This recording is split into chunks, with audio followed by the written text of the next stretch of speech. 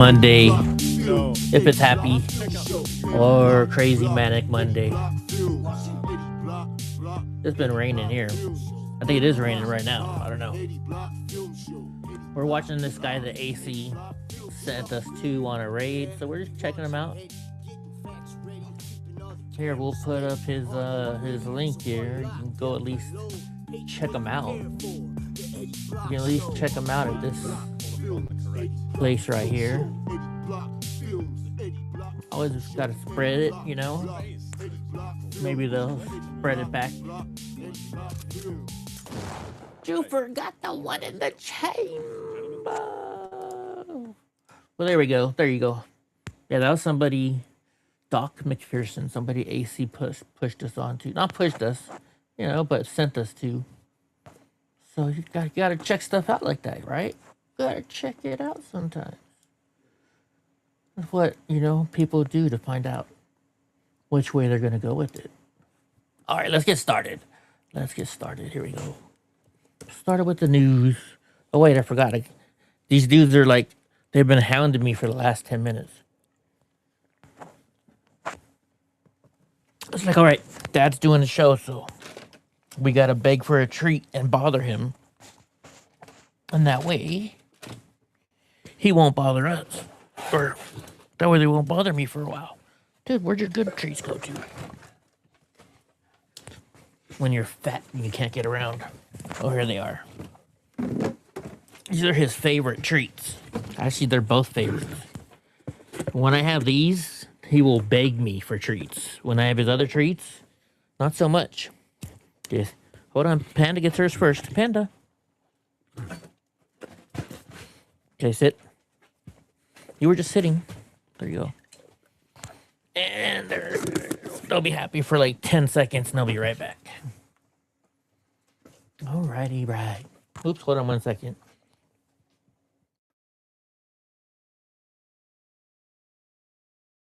So, President Trump on Hormuz. We're just bringing the so this was this morning, or actually this stuff was from yesterday, I think. We're just bringing ships up. We got a lot of ships that we're bringing them up. We think the numerous countries are going to be helping us with this also. But we're going to put in a complete blockade. We're putting on a complete blockade. So that's what I don't get. What's a blockade? So let's look this up. Let's go, and we'll go here to X. You know, I pay for this grok, so I like using it. What is a blockade? You know, we're going to learn some Dude. I'm a dumbass. How do you be blockade? Yeah, I was right. It just looked wrong. I thought there was an I in there or something like that. A strategic action where one party, usually a country, navy, or group, prevents access to a specific area, usually by force or threat. So that means they're not going to let anybody in or out. So this is what I thought it meant, and it's just been confusing me the whole entire time. So we're gonna have to look into this more, because it's, you know. Later on, he says, yeah, well, you know, we're going to be letting everybody through, except for, and then it's like, well, just, you know, when you're dumb like me, it's a little confusing. Here we go. For years, I've had to listen to them say, death to America, right? I agree. They say, death to America, death to Israel, America to Satan, we will destroy America, death to America. Now, does anybody ever complain to you when they say that? I think that's a big step worse. Death to America. So they're allowed to say death to America. And what I'm referring to is, when I talk about civilization, he did do something today that kind of pissed me off. Their military will be totally gone. Or it's pretty much gone now. I don't agree with it. But their military, look at their leadership. We have had regime change because the people we dealt with yesterday were, frankly, very smart, very sharp, very good. I think they were smarter than the people from before, Khomeini and that group. Because look what it got them. Look what all of their antics were spending trillions of. They spent all their money on weapons. We've destroyed most of those weapons. Mm-hmm. But you know, when I say about a civilization, it really has changed. It really has. But Think of it. They're allowed to say death to America, death to this, I death say it to... all the time. And I make one statement, they say, oh, such a big deal. Let me tell you, that statement got them to the bargaining table, and they haven't left. They haven't left the bargaining table. I predict they come scared. back and they give us everything we want. And I told my people, I want everything. I don't want 90%. I don't want 95%. I told them, I want everything. Well, and what they have want... no All right, so real quick. I've never done well in business. I've always undercharged people.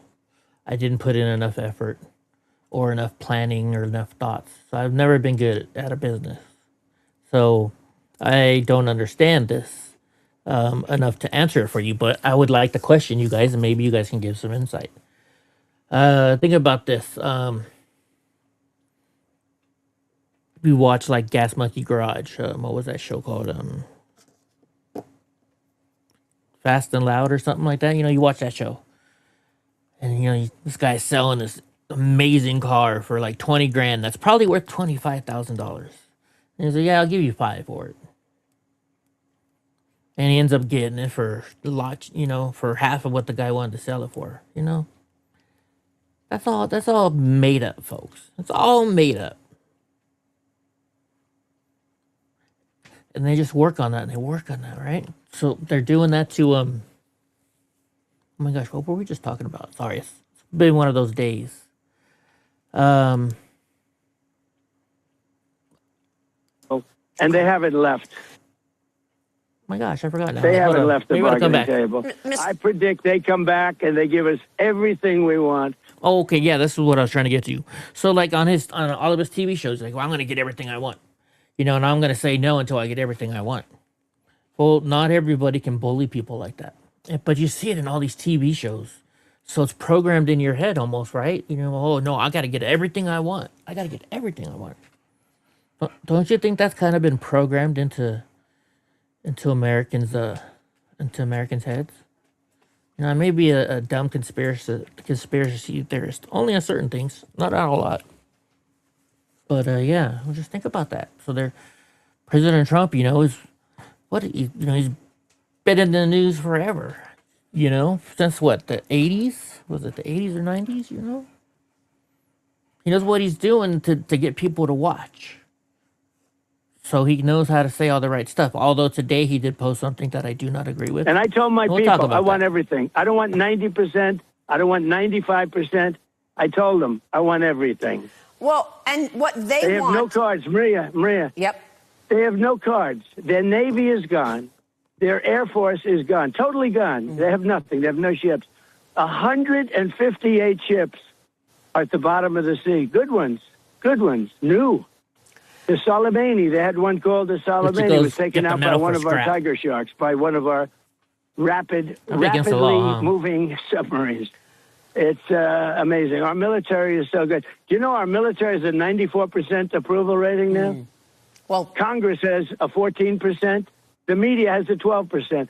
When I started, the media had a 92% approval rating. Now they're down to 14%. You know how she just lets them talk? Because they're very dishonest. You know how she just lets them talk? Interesting. And we got a lot of those clips from yesterday.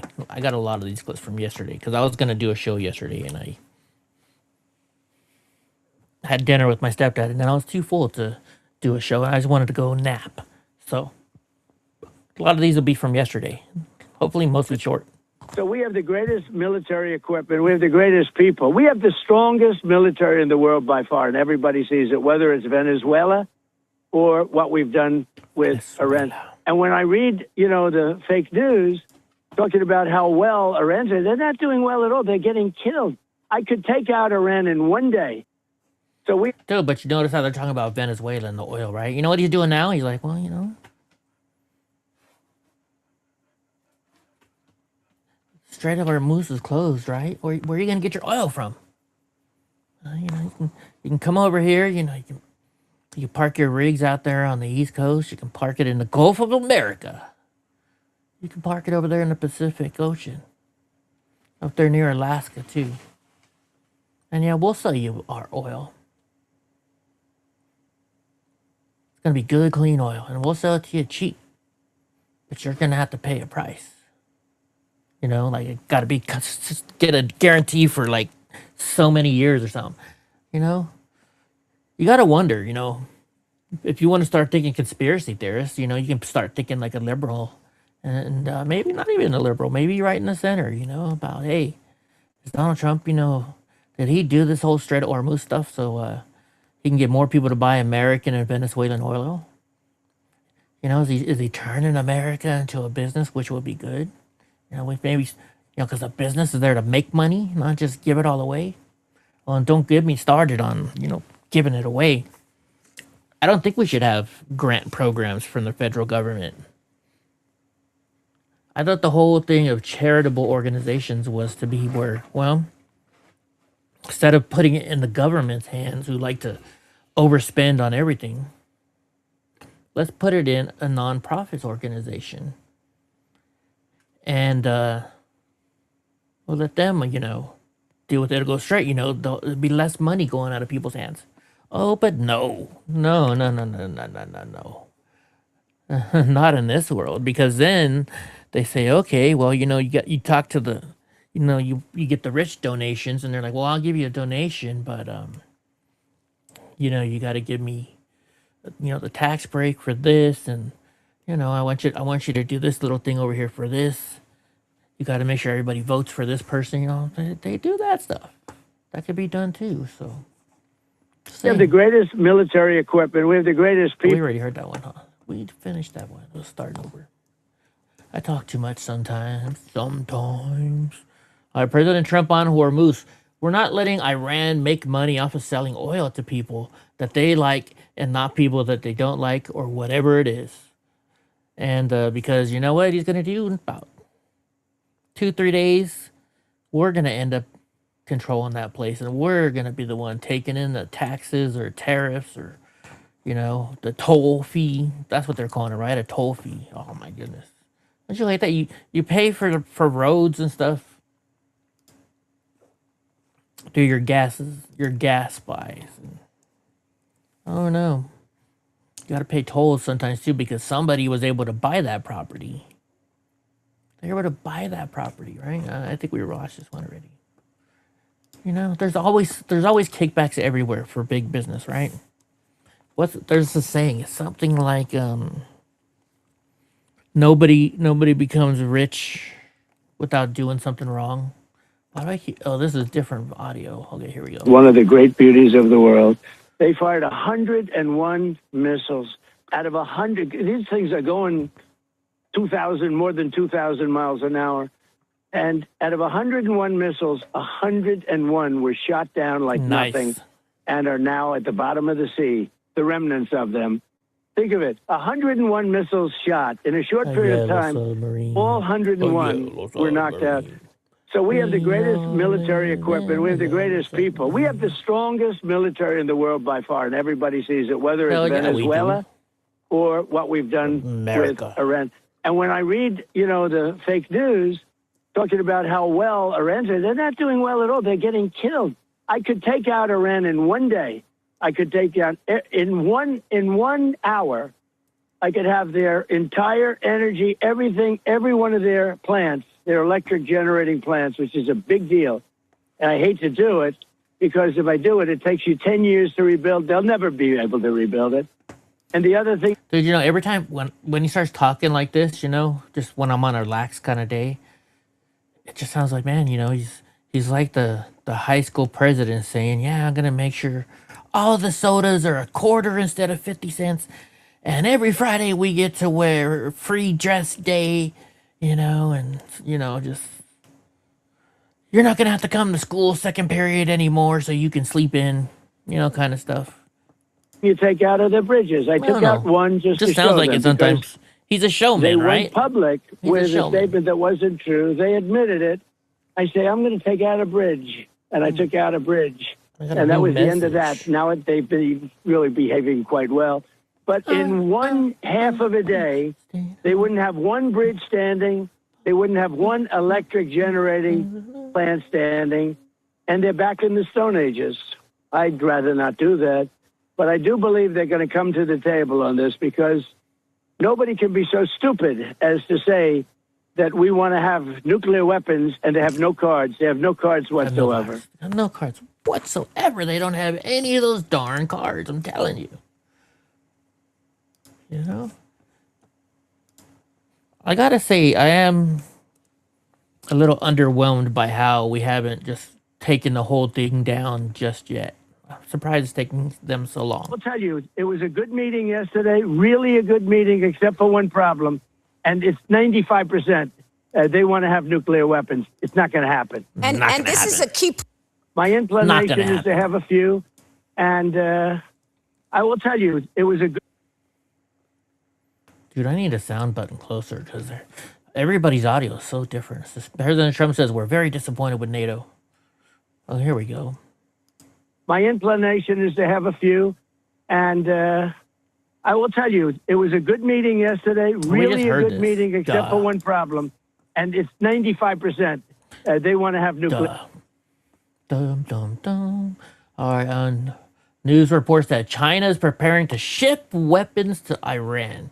You don't say. Don't even tell me that. Donald Trump, don't trust China. China is asshole. Yes, they are. China is asshole. You said the other day that any country that supports Iran and sends military equipment to Iran will face a 50% tariff if they try to bring products. Did you refer to China? Did you mean China? Yes, and other people, but yes, China too.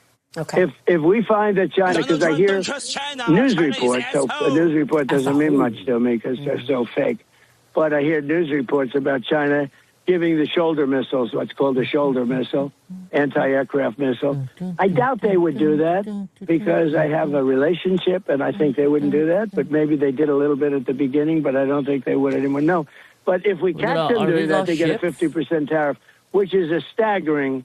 That's a staggering amount. Those are ports. You said the other day. Okay, those are ports. My mistake. Read the map, Eddie. You'll know what it is. But you don't. All right, as far as China, we just watched this one. Okay, I didn't copy and cut one. Not cut one like that. You got to cut the link so that way you don't click on it again like I just did. And I forget to do that sometimes. We have highly sophisticated. Let's listen to the minesweepers stuff. Now we have highly sophisticated underwater minesweepers, which are the latest and the greatest. But we're also bringing in more traditional minesweepers, and so I understand is the UK and a couple of other countries are sending minesweepers. A lot of countries don't have minesweepers. Think of it: they had 28 mine droppers. What country has 28 mine droppers? 28 boats to drop mines. Somebody wants to control their area. They've been completely obliterated. They no longer. So we knocked out their entire Navy. They have 158 ships. They have 28 mine droppers. Every single one of them is at the bottom of the sea. Can you believe it? We did that in 4 days. Their Air Force is gone. Their if you look, anti-aircraft. All of their radars out. Anti-aircraft is their defensive program is all knocked out. They don't have that was anything. her phone. And you know the sad part She's is texting. I can't say this is for you. What do you think? Wait, hold on. Let's take a poll. Nobody's here to answer the poll, but we'll take one. Take forever, but it's all right. Do you think she's texting somebody? Like, hey, babe, as soon as I'm off the phone with this dude, if y'all were at home and, we can have our little Sunday brunch, Or is she like, you better cut that clip out and put it on my freaking X page right the fuck now so we can get money for it. I think that's probably what she's doing. We knocked out everything, including their leaders. Or she's just posting Donald J. Trump said this. Everything's gone. Their missiles are down to a trickle by comparison. What do you think? That's what I think. I could definitely be wrong, but I could be right. I could be 50% right. From bad to worse, was Eric Swalwell? Oh my gosh, we got a lot on him today too. Was he having a three-way? Who's the third person in the video? Read this story. So we got to read this story. We got to read it. What the heck? Oh, it just goes to the picture? How do you read it, dude? Oh, there I can click on it now. Okay. From Joe Hoff. Or Hoft, I can't see. Hoft. I thought it was Jim Hoft. This is Joe Hoft. Okay.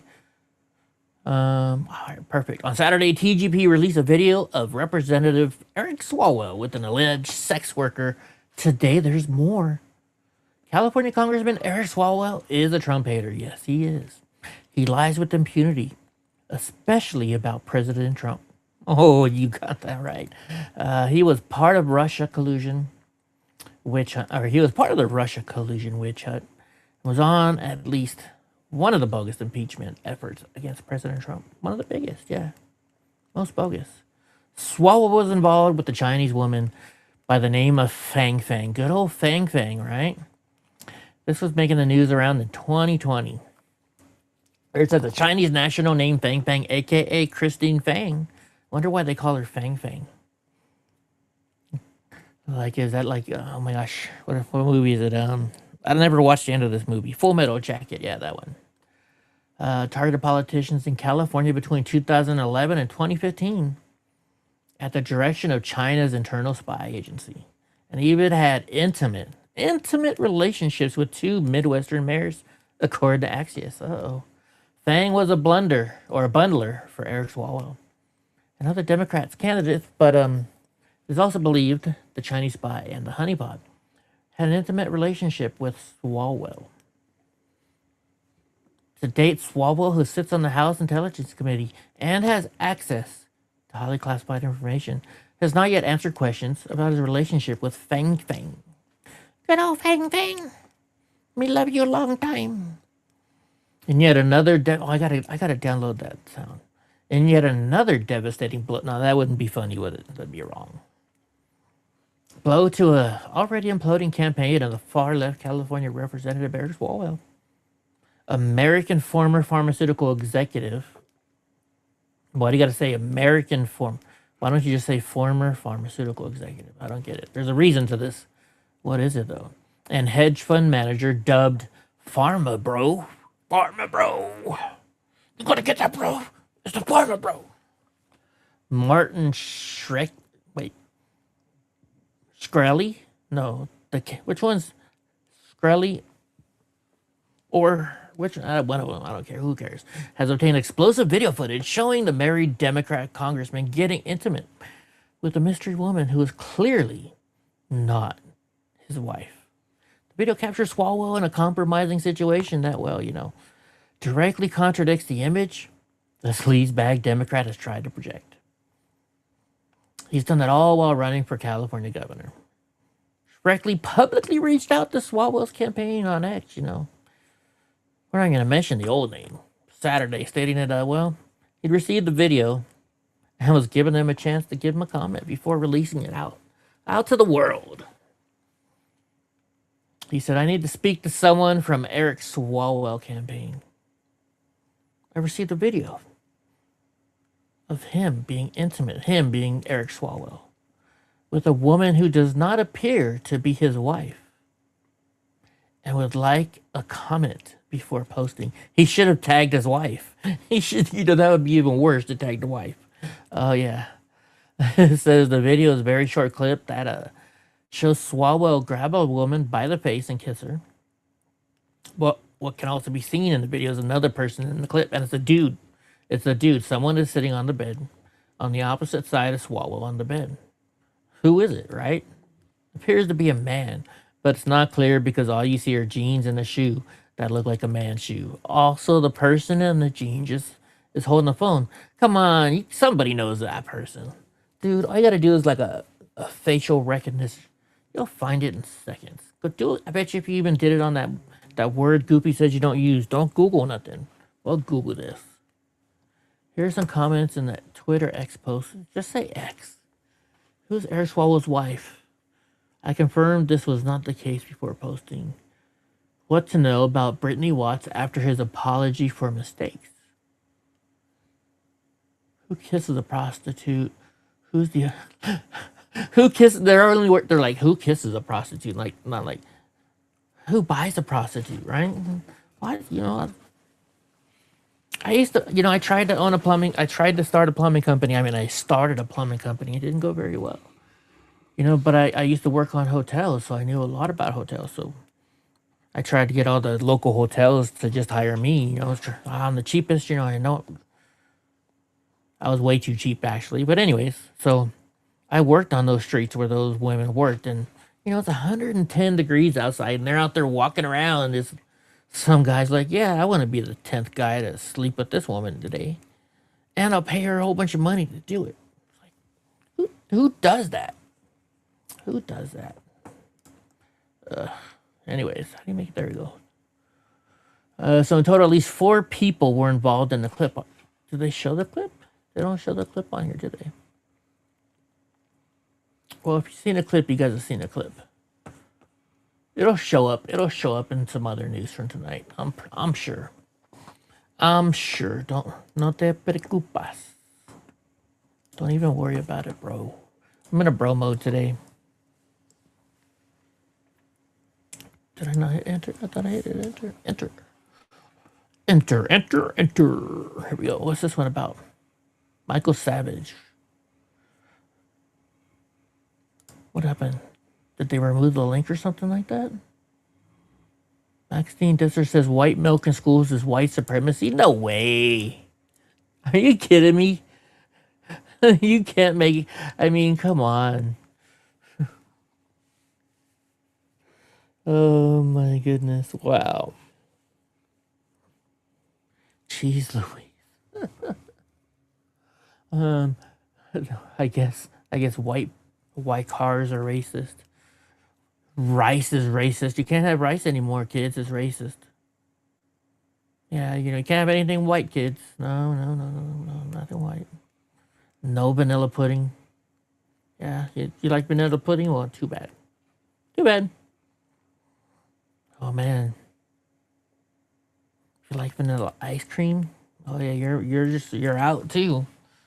Sorry for your luck. No more vanilla ice cream. I don't know. What else is white? What else out there is white? Oh, you know, donuts, right? Oh, my goodness. No more sugar donuts. No more sugar. Oh, my, no way. Can't take away my sugar. Think about it. You can't have white lights anymore. We're gonna ban lights that are white. So you're gonna have a yellow light, a blue light, oh wait. You know, you don't want to have a blue light because the Bloods might threaten you, and so then you can't have a red light because then the Crips might threaten you. Oh, and yeah, it can't be a brown light because you know then the Mexican gangs will go after you. Man, you don't want that. You know. You're not gonna have any lights. Let's just get rid of lights. How about that? Yeah, let's just get rid of those. We're gonna get rid of those lights so it can just be dark. Okay. All right. And oh shoot, you can't even say dark. What am I doing? You know you can't say dark, dumbass. You can't say it. Oh my gosh, I thought it's been typing that stuff. How do you get rid of all this stuff? Close the chat. Hold on, let me restart this whole entire thing. There we go. That should fix it. Nope, it still brought it all back. Can't even delete all. Wait, there we go. I think I got it. Delete. Oh yeah, there we go. Now we don't gotta worry about typing something in there. You don't want to, right? What else is white that we have in our world? Oh, toilet paper. Oh my gosh, you don't want to have that white toilet paper. What color? If you couldn't have white toilet paper, what color would you do? Man. You know, they say, well, brown, because then, you wouldn't have to look at it. But then you're like, but yeah, doesn't everybody look, to see, like, hey, am I doing all right back there? It's not black, or, It's not like it's yellow and pussy. So you don't want brown toilet paper. Oh, my goodness, no.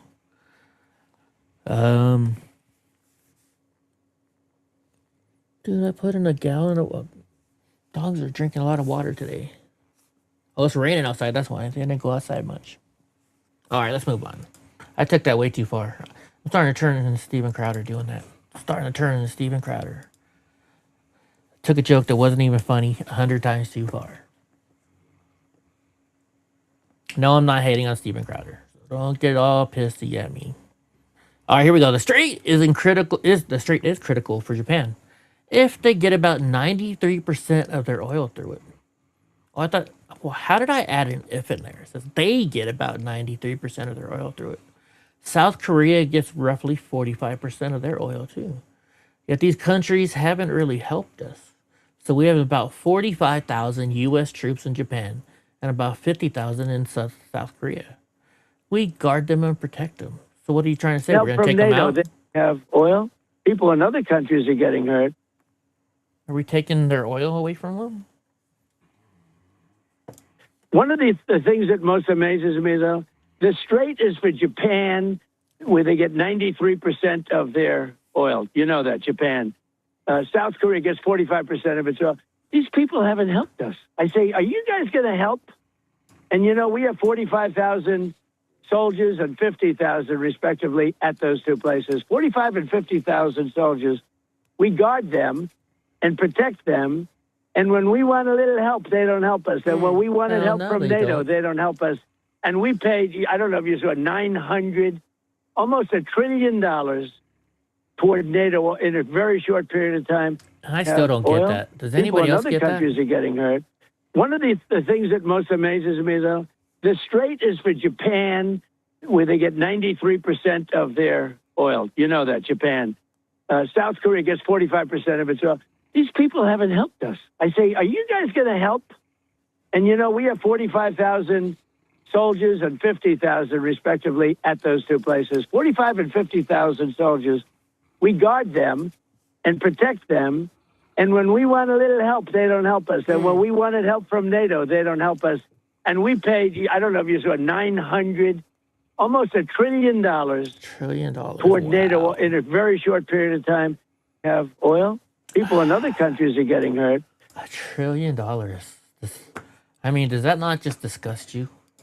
$1 trillion. Why? Why? We need to get into bully mode. So John says, if they do not give up on nuclear effort, you will further Let's see what they're saying here. That we want to have nuclear weapons, and they have no cards. They have no cards whatsoever. So if they do not give up that effort, is that... If they have nuclear weapons, who's going to be the first person or the first country for them to aim those nuclear weapons? If it'll reach that far, they're coming for us. Let's be real, right?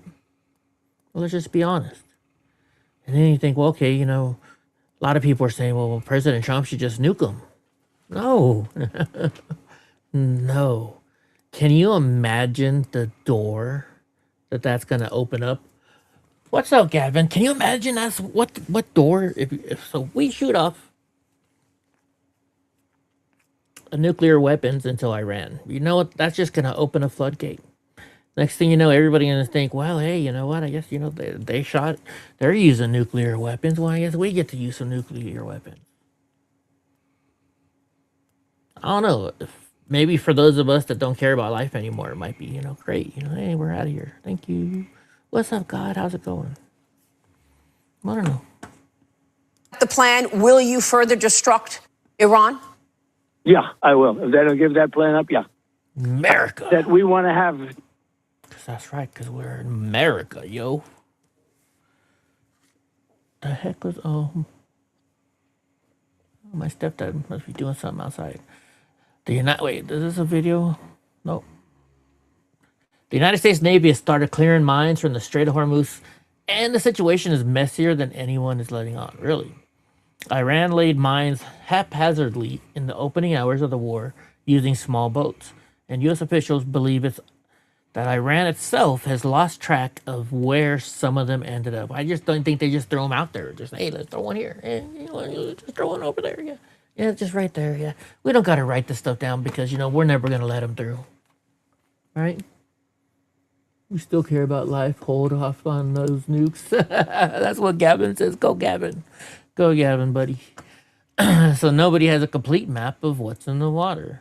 Minesweeping is exactly as slow and dangerous as it sounds. Sonar to detect, underwater drones to neutralize one by one, and a 21-mile strait with an active adversary watching. So it's 21 miles long, but how wide is it? I'm curious. What's the average, you should say? So the U.S. retired its dedicated minesweeper fleet years ago, and it was supposed to replace them with literal combat ships. But those two ships were quietly moved to Singapore in March, so destroyers are doing the job instead. The UK would normally be America's go-to partner here, but Britain retired its own minesweeper fleet earlier this year before replacements were ready. A cost-cutting decision that aged very poorly, very quickly. London is setting autonomous minesweeping drones instead of impressive technology, but not quite the same thing. Is it that different? I mean, they're both can do the job for the most part, right? It's better than nothing. My old mom's friend used to say, it's better than a poke in the eye. It's better than a poke in the eye. All right. The LA mayor candidate Spencer Pratt, the TV, or was he TV or movie star? Maybe both. Rips LA mayor Karen Basura Bass over the 6th Street Bridge. Let's hear it. Let's hear it, bro. I'm Spencer Pratt. We're Holy here jeez, that's at loud. the 6th Street Bridge in downtown Los Angeles. It is beautiful. If only you could see it. But all the lights have been allowed to be stolen from our taxpayer money because Mayor I drove over that bridge a while ago. and Nithya Raman and her DSA City Council let criminals run the streets. But don't worry, Mayor... Wait, no way. He put the LA Dodgers logo. He put his Pratt, but it doesn't work out though with the LA. I guess he's just trying. He's definitely not an Angels fan. Good. Basura is planning to take $200 million of our tax money to get solar power lights. Oh, because the criminals won't steal. And probably it's a company that they're paying to do something in return for them. Those, but don't worry, Nithya Raman has suggested putting cages around the lights. That's right, cages. That'll stop them. So if you're sick of your tax money getting burned by these criminals, you better vote for Mayor Pratt. The ballots drop May 4th. Turn them in. Go get your grandma to vote. Get everyone to vote. We're going to get rid of the DSA. We're going to get rid of Mayor Basura. And we're going to save LA so we can see this beautiful city. I don't know. Is that a good enough dig on her? Was that a good enough dig on her? Would you vote for Spencer Pratt if you could? That, and also, is he just an actor acting that he's a Republican so that way he can get in there and be even worse than Karen Bass? Or is he really conservative? Like, does he have a proven record? I haven't looked it up. If anybody has any information on that, I'd appreciate it. I'd appreciate. Oh, that didn't sound right.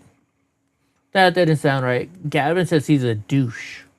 Gavin says he's a douchebag. Okay. President Trump contemplating destroying Iranian desalination plants. Destroy their water system. Oh, yeah. Oh, yeah. And I've been trying to look this up forever, and I'm probably just typing in the wrong keywords, but how did they discover that water was in the ground? Like, how did people 10,000 years ago know that, hey, we'll dig a hole and there's going to be some water down there? Like, who discovered that? Or how did they figure it out? How did they know, hey, let's use these divining rods and, hey, all of a sudden, it goes like this and you got some water down there. How do they know all that stuff? Is it black magic? Is it magic? I mean, come on. Let's learn. Excuse me. Okay, bogus science, able child, an ethics complaint, and a representative AOC impact on public safety. Let's read what this is about here. Let's read this stuff. Freaking, these guys have been doing good lately with their articles.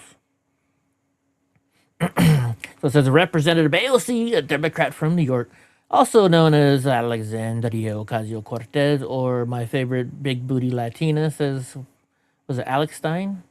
Has been quite the outspoken firebrand since becoming the freshman darling of the Democrat Party, and has on several occasions made statements to the effect of wondering if President Trump was mentally fit to hold office, calling the president erratic and volatile, but she didn't say nothing about good old Joe Biden there now, did she? These characterizations of president's mental faculties has become very interesting with the news that AOC used nearly $20,000 in in campaign funds to pay for leadership training and counseling. What the heck is leadership training and counseling? Provided by Brian W. Doyle, MD. Brian W. Doyle, MD. Who is Brian? Hold on. We gotta do this. I gotta copy and paste because I'll never remember that name. Yeah. I know. I'm just a dumb idiot. Dr. Boyle, Dr. Brian. There we go. Copy. Now we go back to this one. And you do who is, compose, paste, and enter. And then it should tell us. So he's a board certified psychiatrist. Psychiatrists can prescribe drugs, right? A psychologist is the one that just listens. Based in the Boston area. He specializes in intervention psychiatry with a focus on treatment-resistant depression, anxiety, PTSD, and other several mental illnesses. He's a psychiatrist, MD from Harvard. Undergraduate degree, honors in philosophy from Yale. Oh my gosh, philosophy class? Is that door really there? And when that door is closed, is the stuff on the other side of that door really there? You know, that kind of stuff that makes Eddie's head get big, and then Hope is going to tell me to, you know. Shut up, Eddie. You know, right? So, yeah, psychology. You know, it was funny too. So I took my psychology class, and I would just started English 2 that same semester. And he says, all right, guys, you know, this is a psychology class, but I grade not on what you know about psychology. I'm going to grade you on how well you write. It was like his mission to teach people how to write better. You know, which, I mean, I don't see nothing wrong with that.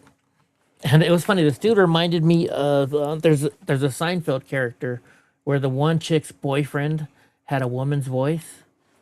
He looked like that character. But anyway, so he tells everybody, if you haven't passed English 2, then you might want to leave my class now and get out before, you know, the credit falls on you. So, I went to my counselor who set me up with that class. And she's like, Eddie, you're smart enough. Don't worry about it. Just, you know, you're good. Don't worry about it. I was like, all right. And this class, it was just so boring. I would sit there and zone out. And if you ever ask me, you know, Eddie, are you there? And I'm going to be like, well, I don't know, man. You know, you ever felt like when you look away and, you know, there's something else going on, you know, how do I know you were still talking then, you know, something like that. I'd mess with them. They didn't like me. But anyways, I passed the class. And at the end of the class, you know, because I got an A in the class. I told the professor, I was like, because he was a cool professor. Like every end of the semester, he would take all the students to his house and have a barbecue at his house, which is like, number one, just buying all the kids food. But number two, taking them to your house. It's crazy. But he was cool. He liked that, you know. And so at his house, I was like, you know, I never really, I just completed English 2 this semester. And, he's like, well, then I told you not to take my class. I was like, well, you know, my counselor said I could because I was smart enough. And he's like, well, you got lucky. I was like, yeah, I got an A in your class. And he's like, well, you're just lucky you're smart. And I was like, yeah, whatever.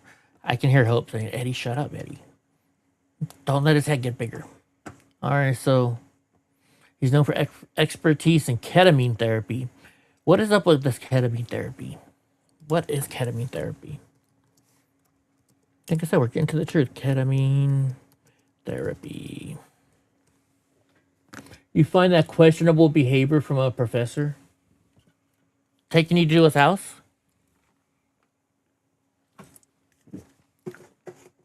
I don't know. We're in college. He was like 60 some odd years old. Him and his wife. I don't know if that's questionable, but maybe.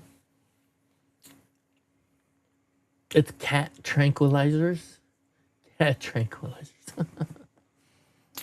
That's what ketamine therapy is, right? So it's the first use of ketamine, a medication originally developed as an anesthetic at much lower sub-anesthetic doses to treat certain mental health conditions, most commonly treatment-resistant depression, but also sometimes anxiety, PTSD, suicide ideation, and other mood disorders. How it works primarily acts as an NMDA receptor against antagonist by blocking these receptors, particularly on GABA. On just this side, just explain it to me like I'm 5. No, explain it to me like I am 11. Let's see if you can do it that way. Excuse me. Oh, I burped, and so now they're all getting up thinking the food's coming again. Searching the web, 27 results. Here we go. Imagine your brain is like a big playground with lots of kids. Okay, I can do that. Those are your brain cells. So the playground with a lot of kids. Okay, they're my brain cells. Playing and talking to each other using special walkie-talkies. So when someone feels really sad for a long time, like super sad, even when good things happen, sometimes, those walkie-talkies get broken. Or the kids stop taking it well or talking well. That's called depression. And regular medications try to fix it, but, well, they can take weeks to start working. Ketamine therapy, on the other hand, it's a special helper medicine given in a doctor's office. Not like candy at home. So your mom just can't give you a whole bunch here. Given in a doctor's office. So every time you get your dosage, you have to go into the doctor's office. Okay. That works super fast. Sometimes it's in just a few hours. How does it work? Ketamine is like friendly reset button for the playground. It blocks one kind of walkie-talkie for a little bit. That makes the brain cells wake up and start making new connections. Like, oh shit, that one's gone. Hey, did you hear that? No, it's not like gossiping. It doesn't make sense. Not in a gossiping way. They figure out one goes away, so they go, uh-oh, we better make another one.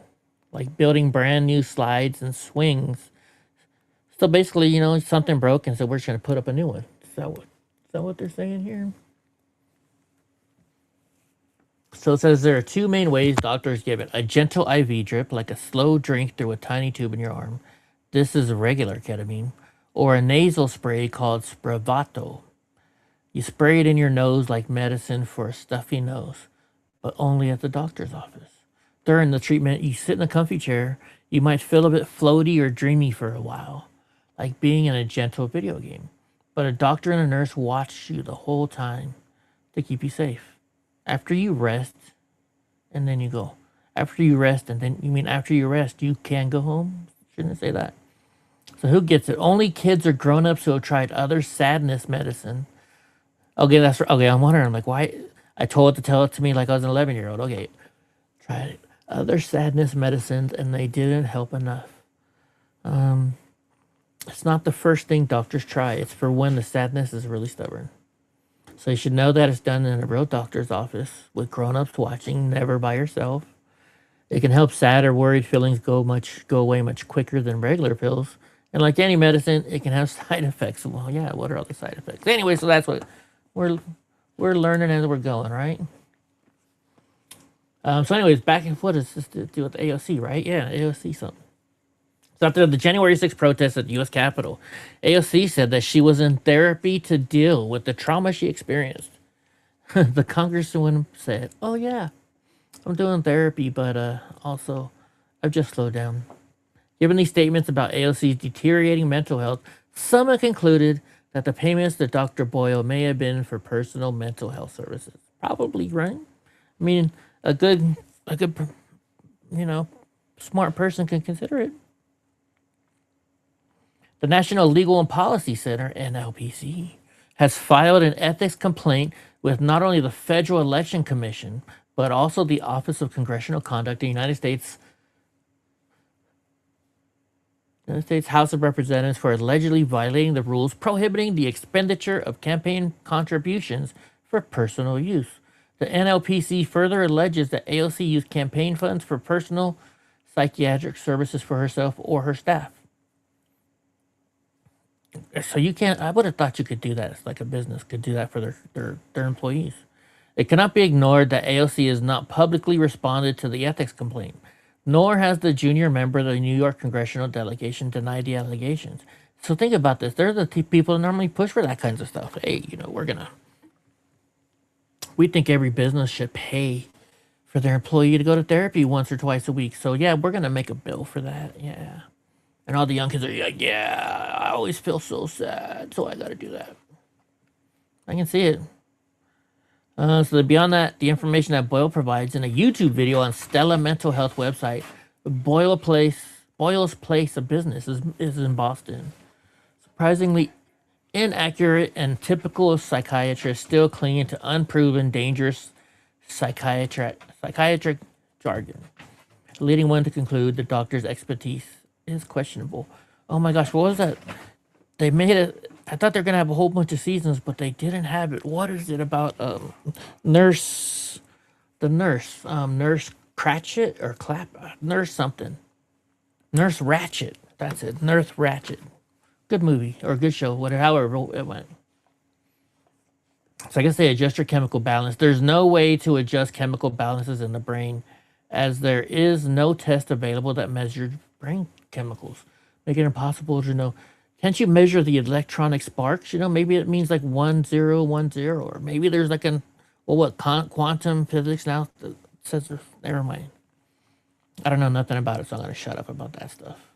The mechanism of action, how the drug works, by which ketamine exerts its antidepressant effect is unknown. So they don't even know how it works.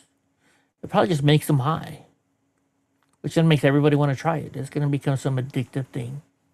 But they say they're only going to do it in their office, so that might be a good thing. Might. I don't even know where we're going with that one, but we went somewhere with it, I guess.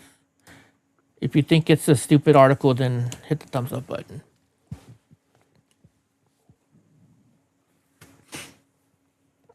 So this was around 10:30 a.m. Pacific time.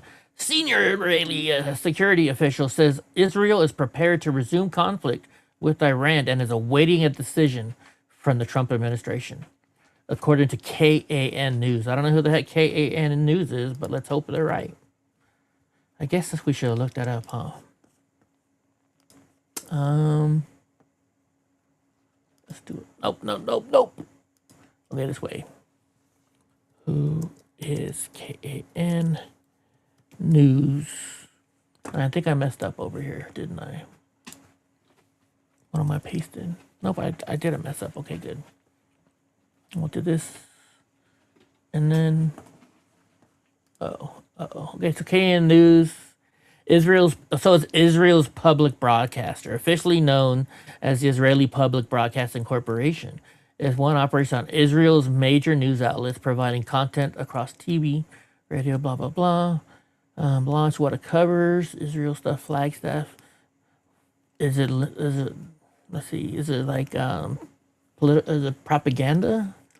Canada's faced political controversy in recent years with some Italian or Israeli government, like the Likud party and the Commission's minister Shlomo Kari, pushing to cut its funding, privatize it, or shut down parts of its news divisions, arguing it doesn't need public financing. Well, we've been doing that with our PBS too, right? But are they left or right leaning? Are they propaganda? That's what we should put. Are they propaganda? Propaganda. Let's see if I even spell it right. It's just some people getting high under a doctor's care, right? Okay, well, they say it's not propaganda. So we'll give them that. Right, Gavin? They're just people trying to get high on the government for free. Darn those people. All right. Abdria shit. Ismail said that the main suspect in a Medicaid fraud scheme that took nearly $11 million from Minnesota taxpayers has vanished. Officials are looking into him. Per Fox. What do you guys think? Is Tim Walz, is anything ever going to happen to him? I mean, nothing ever happens to these people, right? You think anything's going to really happen to him? He maybe loses his job, loses credibility, but still never go to jail? I don't know. Seems like nothing ever happens to these dudes, and it just doesn't seem right. It doesn't seem right at all. All right, so watch as a live streamer captures the moment numerous shots are fired during a chaotic car takeover.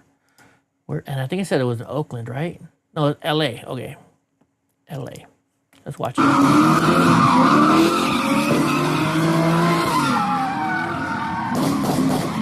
All right. Yeah, no, I'm out.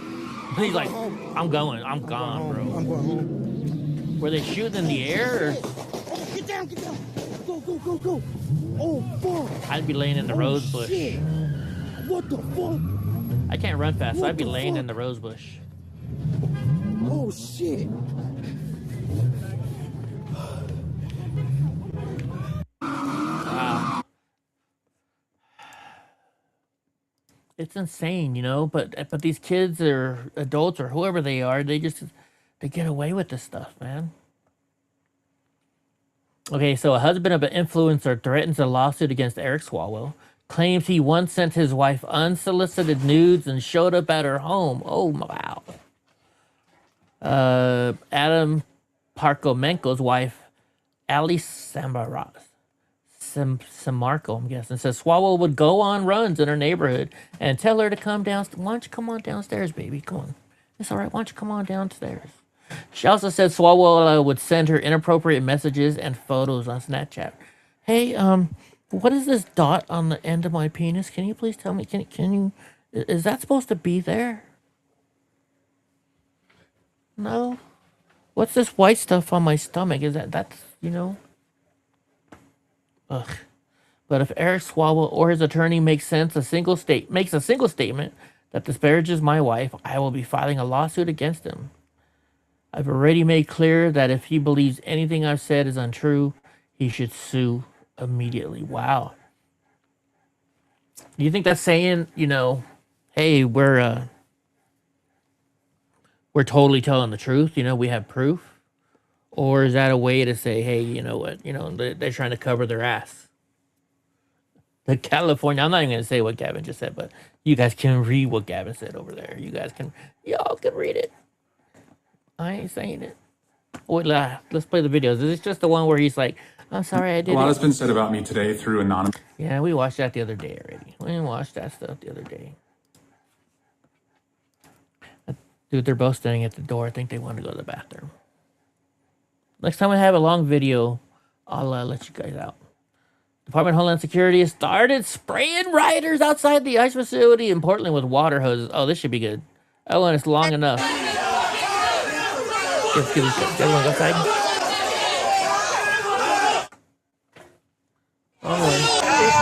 The feds have officially deployed hoses on the protesters. Fucking cowards! You fucking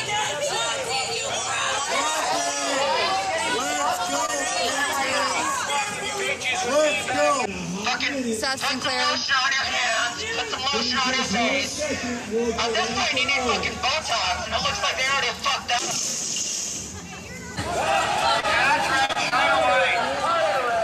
Arrests are being made.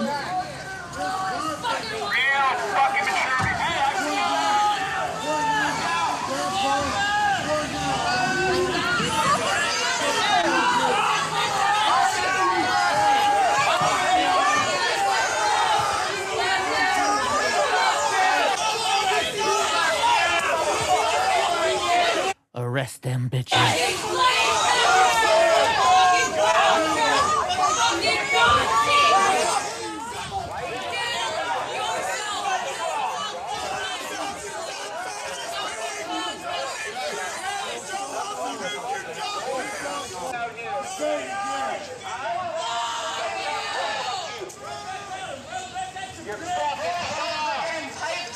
So as you guys can see, the crowd's pretty violent tonight. I'll tell you how many times. 1 3 1 3 1 2. All right, so you enjoy it. The Those fascists. Nazi traitors, yeah, okay. Dumbasses. You some dumbasses. Dumb. Those guys are dumb. Dumb. The girls are dumb. So the Gateway Pundit, here we go. Scumbag Eric Swalwell problems worsen as allegations of immigration and campaign finance violations emerge. Yeah, this is screwing over California. Me and Gavin were talking about it about it last night, or is it Gavin and I? Whichever way, one of the ways we were talking about it last night. And here's a story on it. So it says Representative Eric Swalwell's problems are just getting and going from bad to worse. The California Democrat, who was until recently leading the polls for California's upcoming gubernatorial race, is now facing allegations that he's violated both immigration and campaign finance news. And how that's bad for us, just off the get-go. When you have, in California, it's the two best the two candidates who get the most votes. Could be two Republicans, could be two Democrats, two independents, whatever. So when the Democrats are splitting the vote, that's good, because then that means the two Republicans have a chance to get two Republicans up there, because they're also splitting the vote. But then as soon as Eric Swalwell drops out of the race, well, then you just have the Kathy chick or whatever her name is, right? And Tom Steyer. And, I watch a lot of TV, and there's a lot of commercials because I won't pay those extra bucks not to watch the commercials. And, well, Tom Steyer's the commercials I see all the time. So I think that's who they're pushing for. We might talk about that a little bit later on. We might not. We might not. So it says the California Democrat, who was until recently leading the polls, is now facing allegations that according to a report from the New York Post, 2 complaints filed with federal authorities claim Swalwell and his wife kept Brazilian national Amanda Barbosa working for them after her legal work status had expired. We didn't know her legal work expired. One complaint filed with the Department of Labor alleges the couple misled federal authorities to extend her stay. Now that may be a little bit of trouble. A separate complaint filed with the Department of Homeland Security claims Swalwell paid Barbosa under the table using campaign funds while she lacked valid work author. How do you write that off, bro? I paid the hooker, hot babysitter / whatever. Barbosa first arrived in the United States in 2021 on an au pair visa. She was hired later that year to care for the couple's 3 children. Katie Porter, thank you. That's what her name is. Says we were going to wait until just before the California governor primary nuke Swalwell out of this race, but with my recordings of him being inebriated, so we're going to show it. So we saw this already. So, Congressman, you referred to Elon Musk as a fascist at some point and alluded to him being a national security threat. Do you see that more of a national security threat, you sleeping with a Chinese spy, than transparency in the federal government? What are your thoughts on that? What are your thoughts on that? That's something we definitely have to look up, because I don't know. Honestly, I don't know. Probably won't have a seat in there until we get a special election, right? What's fascistic about exposing government corruption? They have a special election, I know think. You're just at dinner now with a bunch of lobbyists. They're buying you a bunch of booze, and that's awfully nice. I know you were talking about, maybe finding somebody else because you only like to fuck people that are twins. Earthquake detected nearby, 5.5, 145 miles away. Comment on any of it? Interesting. Cool. Elon Musk is a national security threat, but you sleeping with a Chinese spy is not. Is that correct? According to him, yeah. You don't want to comment on that at all? Man, I ain't going to comment on that stuff. Charged. Hope is texting. I still about fit how they fit 60 in there. Oh, my goodness. All right, where are we at here? Yeah, Swalwell's going down big time. Big time. He's screwed. Or did they pay him off? You want to get your conspiracy thoughts out there. Did they pay him off to do this? So get this. Justin, according to a leading report, more than 50 former staffers of Eric Swalwell have come forward calling for his immediate resignation. Leading report is, they're pretty on par, everything I see from them. So I'm going to give them the benefit of the doubt. But that's just me. You can do your own thoughts and, you can tell me if they're bad or not. Change my mind. I don't care. And no, I'm not no Steven Crowder or whatever, dude. So, but why isn't he resigning from Congress? I'm suspending my campaign for governor. To my family, staff, friends, and supporters, I am deeply sorry for mistakes and judgment I've made in the past. I'll fight for the serious, false allegations that have been made. But that's my fight, not a campaign's. Yeah, so you're What happened to believe all women, bro? What happened to your believe all women? What happened there? What happened there? Democrats are going to be pissed at you. Well, they are. I mean, you're out the door, I think. Okay, this is something I don't particularly agree with. Special election, KCRA just did a story on it. Good. Thank you for that information, Gavin. I appreciate it. So, yeah, I don't get this. Even Raleigh Gaines says, why? Seriously? I cannot understand why he'd post this.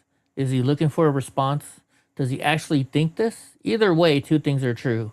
A little humility would serve him well, and God shall not be mocked. And I agree. You know, this is, you know, if he was just standing there in his normal suit and tie and you didn't have this halo, this fire, whatever, coming out of here, I could see it. But this went too far, right? And before all you haters go, oh, you're a Trump hater. You know what? Just because I don't like this doesn't mean I'm a Trump hater, okay, guys? You can disagree with and still like the person, right? Because nothing's ever perfect.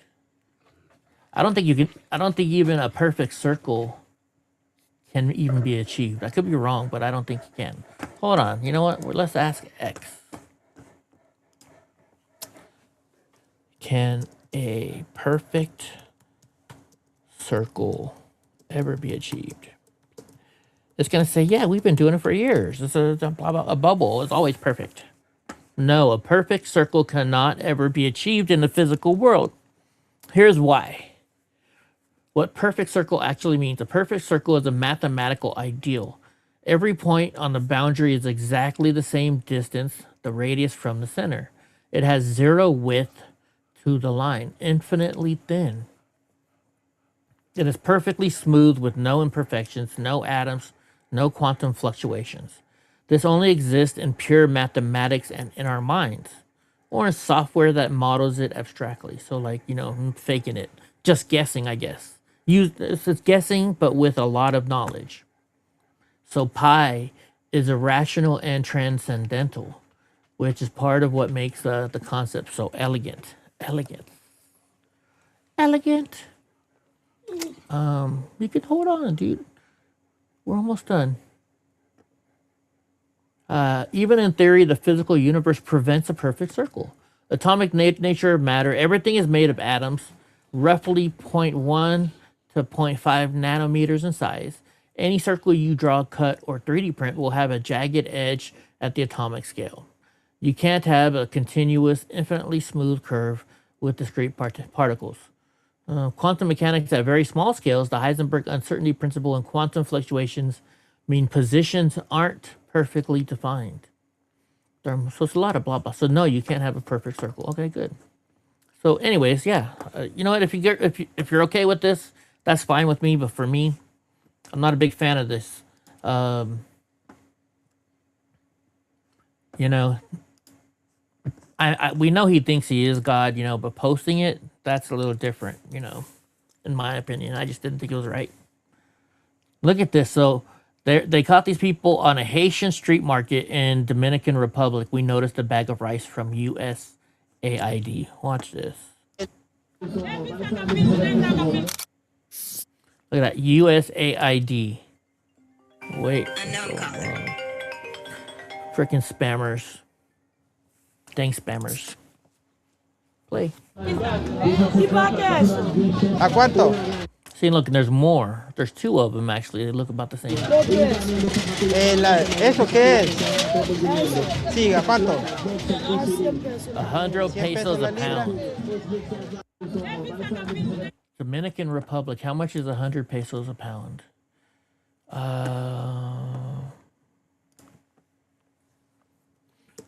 The Dominican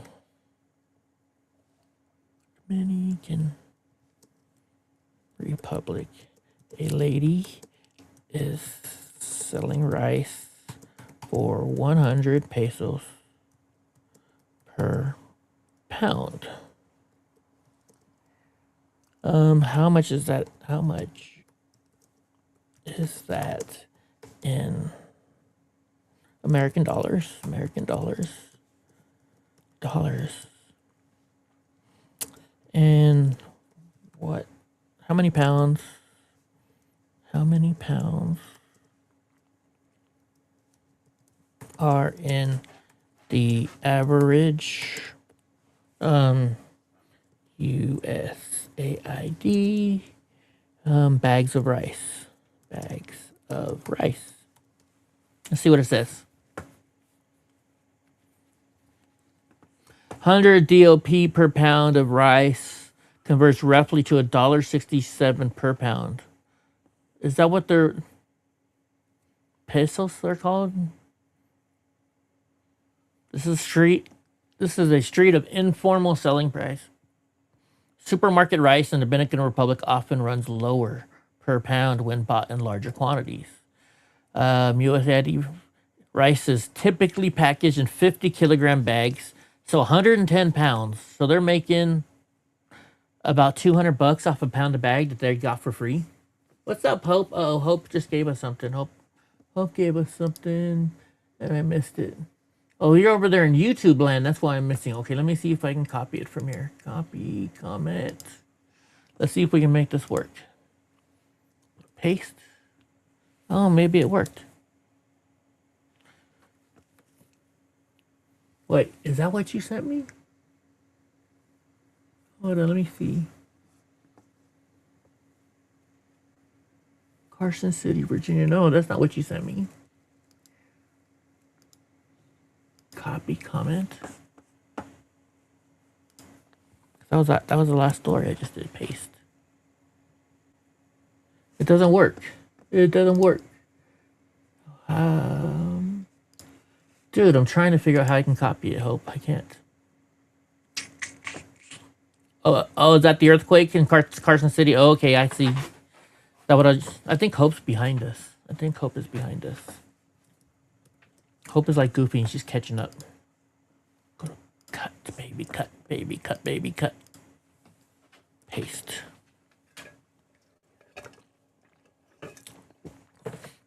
All right, so lethal friction. U.S. forces killed 5 alleged narco-terrorists during 2 kinetic strikes on vessels approaching America's borders in the Pacific Ocean. Let's turn it down a little bit because it sounds like it's going to be loud. Let's hit play.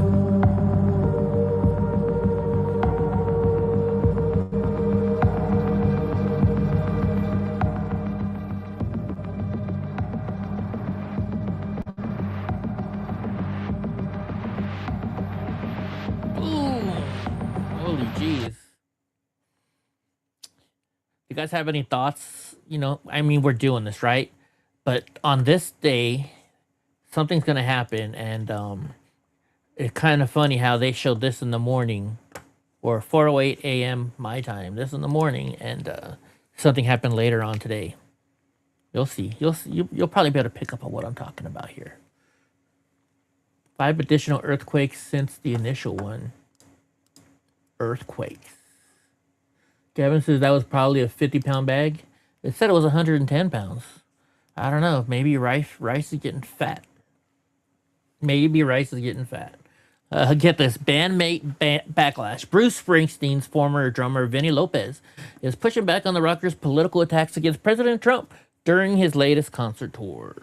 Springsteen has used his shows to hurl insults at President Trump, blasting the administration as reckless and treasonous. And Lopez says concerts shouldn't be political and that everyone should have respect. I agree with that. I do agree with that. But what do you think? You know, what if they put every day they put out a thing to all the people and say, okay, you know the deal. We have a standard rate with you, Mr. Bruce Springsteen. So we want you to say this, and you'll get paid this. And then on top of that, you're going to be going with the whole entire world of leftist people, which means you're going to get more people wanting to watch your shows and sharing your posts because you said it. So we're all going to make money here. So just do what I tell you. And, you know, that. What do you think? I think that's what's going on. I don't think they're all freaking think that way. I really don't. I just think that they're thinking about their almighty, you know, the almighty dollar and what's going to go in their pocket. That's what I think. Tell me if I'm wrong, but, you know, I'm going to defend that. I'm going to defend that. All right, I sent this to Hope earlier. It says this was just one horrific crash in Ohio. It was a systemic failure Under Obama, Somali national Madau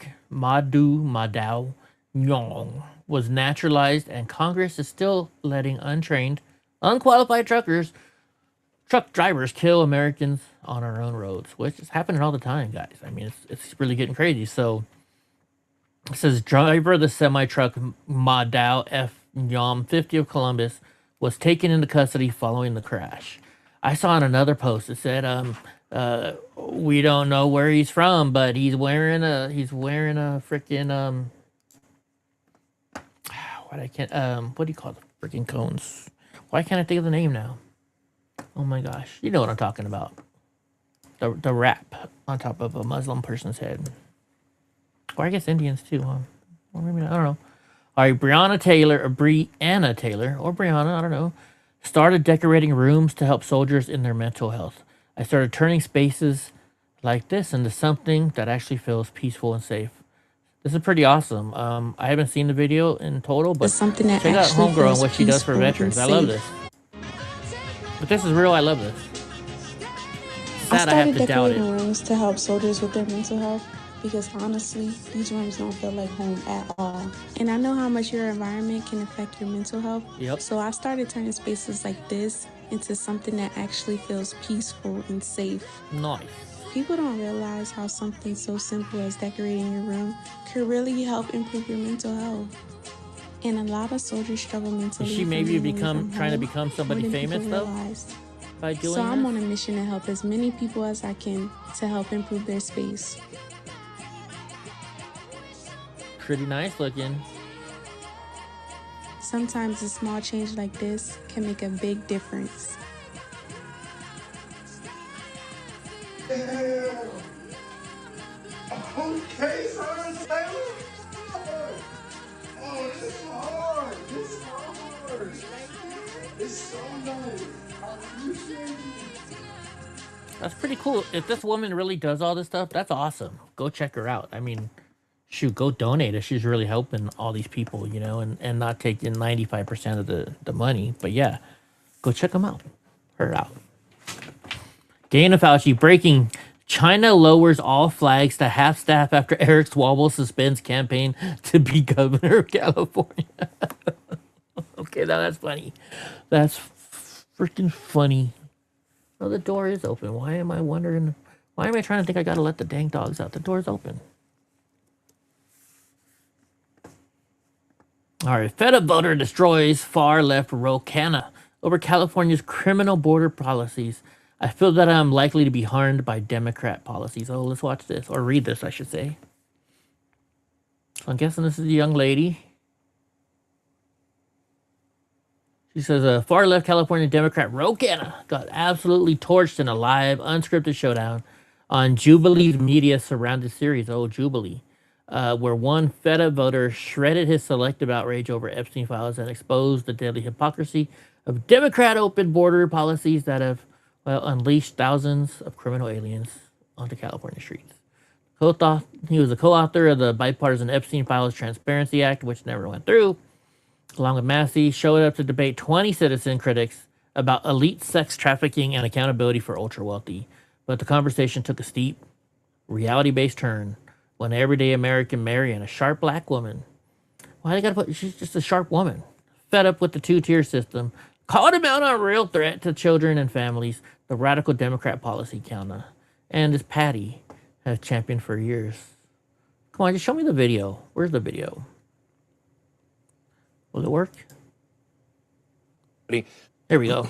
Look out next year, 3 years, 5 years. How does what's happening now and all the stuff we just talked about with Strait of Hormuz, a little bit around... My frustration is, as a regular, everyday American citizen, I feel that I am more likely to be harmed by Democratic policies such as open borders. Because in your state... I'm for secure borders. Okay, but in your state, something like 4,600 or so illegal migrants that had criminal records were re-released from jail. So when we're talking about harming Americans, when we're talking about children potentially being harmed, when we're looking into child trafficking, we have to acknowledge that illegal migration is the biggest... Look, she says, however, the California prison system says it has long cooperated with ICE. In 2025, 1,641 ICE detainers were placed for people in California correctional facilities. The state reports ICE picked up 89% of them, or 1453. And that was in 25. Well, that's funnel under President for Trump. child trafficking. So when we're worried about Epstein with a couple of people, and you guys turn a blind eye to tens of thousands of children being harmed by your policies, that's a problem. We have been for a secure border, but here's what I want. No one in California can say that they're for a secure border. He's doing the he doesn't know what to say. He got caught. He doesn't know how to handle it. You can't handle the truth, brother. Look, I mixed them up there. I did the whole what's his name with the whole what's his name. Conservative women ages 25 to 35 average 1.84 kids. Liberal women average 0.84. That is a 2-to-1 gap that did not exist in the 80s. Conservatives averaged 1.44 kids then, and liberals 1.29 back then. The left cratered. The right built families. A little bit more, but not much more. And you know why this is? Because liberals push, the LGBT community. They do that so less people will be having children, which actually is kind of good for us because then it's less liberals in the future, right? I think that's a good thing for us. But they want to talk about it. Go ahead, talk about it. Talk about it, yo. Talk about it. I said talk about it. All right, President Trump's Navy blockade of the Strait of Hormuz goes into effect. It's now 10 a.m. Eastern time, meaning U.S. Navy ships will be interdicting any ships. So let's see what they're talking about here. What's going on? News alert, because starting now, the U.S. military will begin enforcing a full-scale blockade of all maritime traffic into and out of Iran as Navy minesweepers clear a path to open the Strait of Hormuz after high-stakes peace talks end without a deal. Welcome to a brand new hour of America's Newsroom. I'm Dana Perino. Morning to you. I'm Bill Hemmer. Here we go. This is the hour. The fate of the 2-week ceasefire unclear as Iran refuses to give up on this nuclear program. Yeah, and what he means by unclear is is this the ceasefire over? Which, I honestly hope so, because every day, every hour, every second we're letting them have time. They're just rebuilding stuff that got shot or damaged. They're rebuying or refilling orders. That they're, China's sending them over stuff, right? Donald Trump don't trust China. China is asshole. We got. They're just rebuilding their stuff. It's like we're giving them a break to recoup. If my stepdad always tells me, if you're in a fight for your life, there are no rules. There are no rules if you're protecting your life. Kick him in the nuts, whatever. The U.S. declaring a naval blockade against Iran after both sides walked away from the talks late on Saturday. The Strait of Hormuz is a key flashpoint as the president ramps up the pressure continuously on Tehran. News alert, because starting now, the U.S. military will... Tehran, however you say it. I really care. I had a friend named Taryn, Catholic school, Taryn.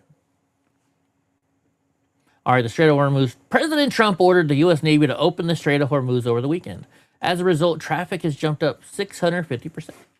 Last week, the strait was at 2% of normal, and it's now at 15% and climbing. President Trump seized the world's most critical shipping lane and opened it in 72 hours, while denying Iran its economic lifeline. So basically what he's doing is he's just letting people through, and if he finds out anybody was charged from... Iran, and they paid Iran, well, then they're not allowed to continue on. You're stuck there. That's your punishment. And yeah, it may be rough for you, right? Because you thought you had to pay them, but that's only the way. When they come up to you and say, "Hey, you got to pay us $2 billion," and you say, "Yeah, but the United States is going to take my ship away and not let me through. I'd rather go with the United States than you." That's what he's trying to do right there. That's the whole goal of this. That's what the whole goal is. At least that's what I think. I could be wrong. Every once in a while. All right, so Tony says, I was told by Democrats that President Trump was booed at the UFC. All I see here are people cheering, clapping, and recording his entrance. Ignore the fake news. So I actually haven't got to the point yet. They're playing music. Yeah, sounds like they're all cheering him on. You know, because people, you know, Democrats believe it, but then the Republicans believe some, you know, the stuff that you know, Republicans lie about too, right? It's just one of those things. One of those things. So Iran's Navy is laying at the bottom of the sea right now, says President Donald J. Trump. They've been completely obliterated. 158 ships. What we have not hit our small number of, well, you know, what do they call those things? Fast attack ships. Because we do not consider them much of a threat. No, weren't that much. Warning, though, if any of these ships come anywhere close to our blockade, well, they're going to get eliminated. And I mean immediately eliminated. Using the same system of kill that we used against those drug dealers on the boats at sea, which, did you notice they blew up 2 of those today and then they made the statement? They blew up 2 and they made the statement. What if they blew them up a couple weeks ago, but we're saving it so they can say, yeah, we took out 2 today. We're going to do that to you. We're going to do that to you if you come near us. We ain't playing around. United States. America. All right? What's Gavin saying? Gavin's saying they didn't show his walkout in the replay. They didn't? Because that's what I'm watching right now is the replay. Well, dang. I got like an hour and a half in, and then I was like, dude, I'm tired. I got to go to sleep. Congratulations, Warriors. So the U.S. Army says, Rangers lead the way. Congratulations to Sergeant Drew Schorsch. I hope I'm saying his name right. And SPC, Sergeant and SPC Caleb Godhold of the 75th Ranger Regiment on winning the 2026 David E. Grange Jr. Best Ranger competition. Congratulations, bros. Congratulations, guys. Glad you won. That's got to be huge. Thank you for winning. Thank you for learning that skill. Whoa, how about that? All right, President Trump says, I'm not a fan of Pope Leo. This is pissing a lot of people, right? But, you know, the man can have his opinion. But I don't know. I haven't even heard what he said yet. So let's see what he said. We don't like a pope that's going to say that it's okay to have a nuclear weapon. We don't want a pope that says crime is okay in our cities. I don't like it. I'm not a big fan of Pope Leo. He's a very liberal person, and he's a man that doesn't believe in stopping crime. He's a man that doesn't think that we should be toying with a country that wants a nuclear weapon so they can blow up the world. Now, I'm not a fan of Pope Leo. I have no fear of neither the Trump administration nor speaking out loudly about the message of the gospel. And that's what I believe. But I am called to know what the church is called to do. We're not politicians. We're not looking at making foreign policy, as he calls it, with the same perspective that he might understand it. But I do believe that the message of the gospel, do you think he has his own plane? Peacemakers, is a message of the world. Does the Pope have his own plane? We don't like a... I don't know. What do you guys think? Does the Pope have his own plane? Super Grok. Does the Pope have a, let's say 747, so they know that we're asking about a big plane?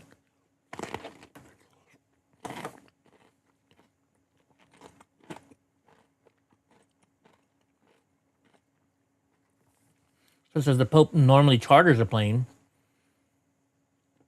with something. The flight gets temporary call sign Shepherd 1 and a special flight number tail, but it's just a regular commercial airliner configured for a papal party of staff. So long haul trips is normally Airbus 330, 350. So he's got a big plane. That's a big plane. It's a real big plane. So the Pope does fly private. All right, a pack of street. We already saw this one. We already saw that one.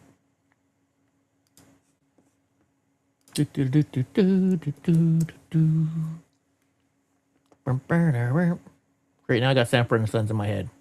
Let's see what Kayleigh McEnany is doing here. A generational gap is growing inside the federal workforce, and Washington is rushing to close it. The Office of Personnel Management launching a new push to recruit Gen Z and build a pipeline of younger workers. The goal is to modernize hiring and, quote, make government cool again.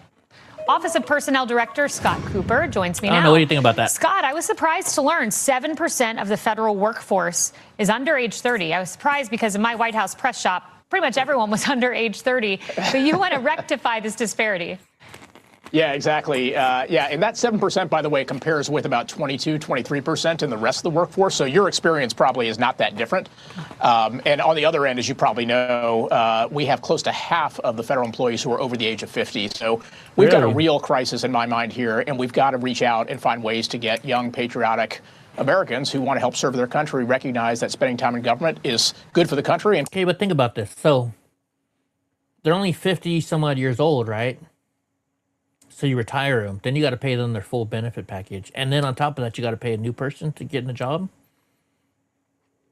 I understand you're looking to train them your way for the future, but man. Quite frankly, also great for their career. One of the things I love about this push is I read you don't necessarily have to have a college degree, if I'm understanding this correctly. Like, there are highly talented people that do not go to college, and we should be utilizing their skills throughout our workforce. Yeah, I couldn't agree more. And look, one of the things the president has been very clear is, look, we want to hire based on merit. And, you know, things like college degrees or even like tenure of experience, those are kind of what I would call proxies for merit, right? And so what we're really trying to do is to say, look, doesn't matter to us if you came out of high school, if you go to college, if you're smart, if you're qualified to do the job, we want to hire you. And by the way, we want to place you at the level that's appropriate for your skill set. So we're going through all the job descriptions in government and basically eliminating degree requirements and eliminating tenure requirements as much as we can so that we can actually focus on merit. Yeah, and you know, I went to some college. I wear my Harvard ring. There were many talented students, but I met some lazy ones, and I would take that non-college degree person with talent over some of them. I also want to ask you about this. Some people say, look, DOGE was about clearing out the workforce, 280,000 layoffs. So how does this comport with, let's say, DOGE, which is about shrinking the workforce? Yeah, this is what I would call, we've been on a mission to what I would call reshaping the workforce, right? So, yes, there's no question that there are areas that are, you know, overinvested in. Okay, so they're taking the requirement down, but they can still lean towards the people with college degrees. And part of, I think, what DOGE did was, hey, look, let's go relook at what are the things that are most critical to deliver great services for the American people. All that being said, there are areas where we know we have talent gaps. As you mentioned, we clearly have a gap in early career. We have a gap in technology areas, but there's other places where we need to actually, you know, build strength in the organization. So think of this as making sure that we're being efficient with our dollars, but also investing where we think it's appropriate on behalf of the American people. And, you know, final question for you here. I think young people have a lot to offer. Unfortunately, I hear people deride Gen Z all the time, but I actually learn a lot from my Gen Z colleagues as a millennial. And I think it can help government. You know, I come in and sometimes it's like everything done on paper, but there's ways to streamline technology. And I think Gen Z has a lot to offer. Forgot how young she is. I couldn't agree more. And look, one of the things I think we've done is we've made it very hard for people to, frankly, go back and forth between the public sector and the private sector. And look, I think different experiences are important. And so, yes, different, you know, age cohorts are important. They bring new ideas. Look, as you well know, we're in an area of massive technological transformation. We need people who have native skills in these areas, and that's going to make our work on behalf of the American people just much better. Yeah, and, you know, one last question, actually, that just came to mind. President Trump, he doesn't discriminate based on age in hiring. You see Caroline Leavitt, the youngest press secretary. You know, I was pretty young there myself, and the reason this was confusing to me is because the West Wing is full of young people. I know you've been there, so you're trying to bring that West Wing model to departments and agencies. Yeah, that's exactly right. Yeah, look, we do a great job, right, obviously, to your point of hiring, you know, young people in these various political roles, which is great. But look, we've got 2 million people in the federal workforce. College degrees are garbage. Not all of them. How many folks do you know with a degree but has a job in a completely different field? Well, there's lots of them out there. There's lots of those, Goofy. What the heck's going on here? Cut. Here we go. Cut. Let's see what else we got up on the list. You're not getting, you just had one of those treats, dude. No more. Go away. Go away. All right, Justin, there are now 15 American warships participating in the U.S. blockade of the Strait of Hormuz per Wall Street Journal. 15 American ships, huh? Interesting. Here, as Iran refuses to give up on its nuclear program. The U.S. declaring a naval blockade against Iran after both sides walked away from the talks late on Saturday. The Strait of Hormuz is a key flashpoint as the president ramps up the pressure continuously on Tehran. Their military. Here, as Iran refuses. Interesting. What do you think is going to happen? I'm telling you right now, if you ask me, there's no way we're going to use a nuclear bomb, because that's just opening up a can of worms. We don't want that can to be opened up at all, right? So that's what I think about that. My mic sounds weird now. Something's off here. I wonder what it is. Oh, well, I'll figure it out. Every day, things are getting closer. All right, big win for parents' rights in Idaho. Governor Brad Little signed a new bill banning teachers, doctors, and caregivers from keeping a child's gender transition secret from their parents. You know, you would think that would be obvious, right?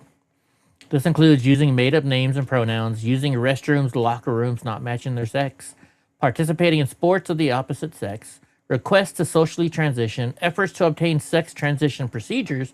They are now required to notify parents within 3 days if any of these occur. Yeah, right. You think they're going to follow those rules? Do you guys really think that they're going to follow that rule? I don't. They're liberals. They don't follow the rules. They don't follow the rules, and then when you do what they did wrong, then they're going to call you out on it. So he deleted this post now. Well, that's good. I'm glad he deleted that post. That was unnecessary, and I actually think it was very inappropriate. So now there's 121 empty oil tankers are now heading their way to the United States. In effect, for nearly 2 hours now, a ship tracking firm reports 121 empty oil tankers are making their way to the United States of America.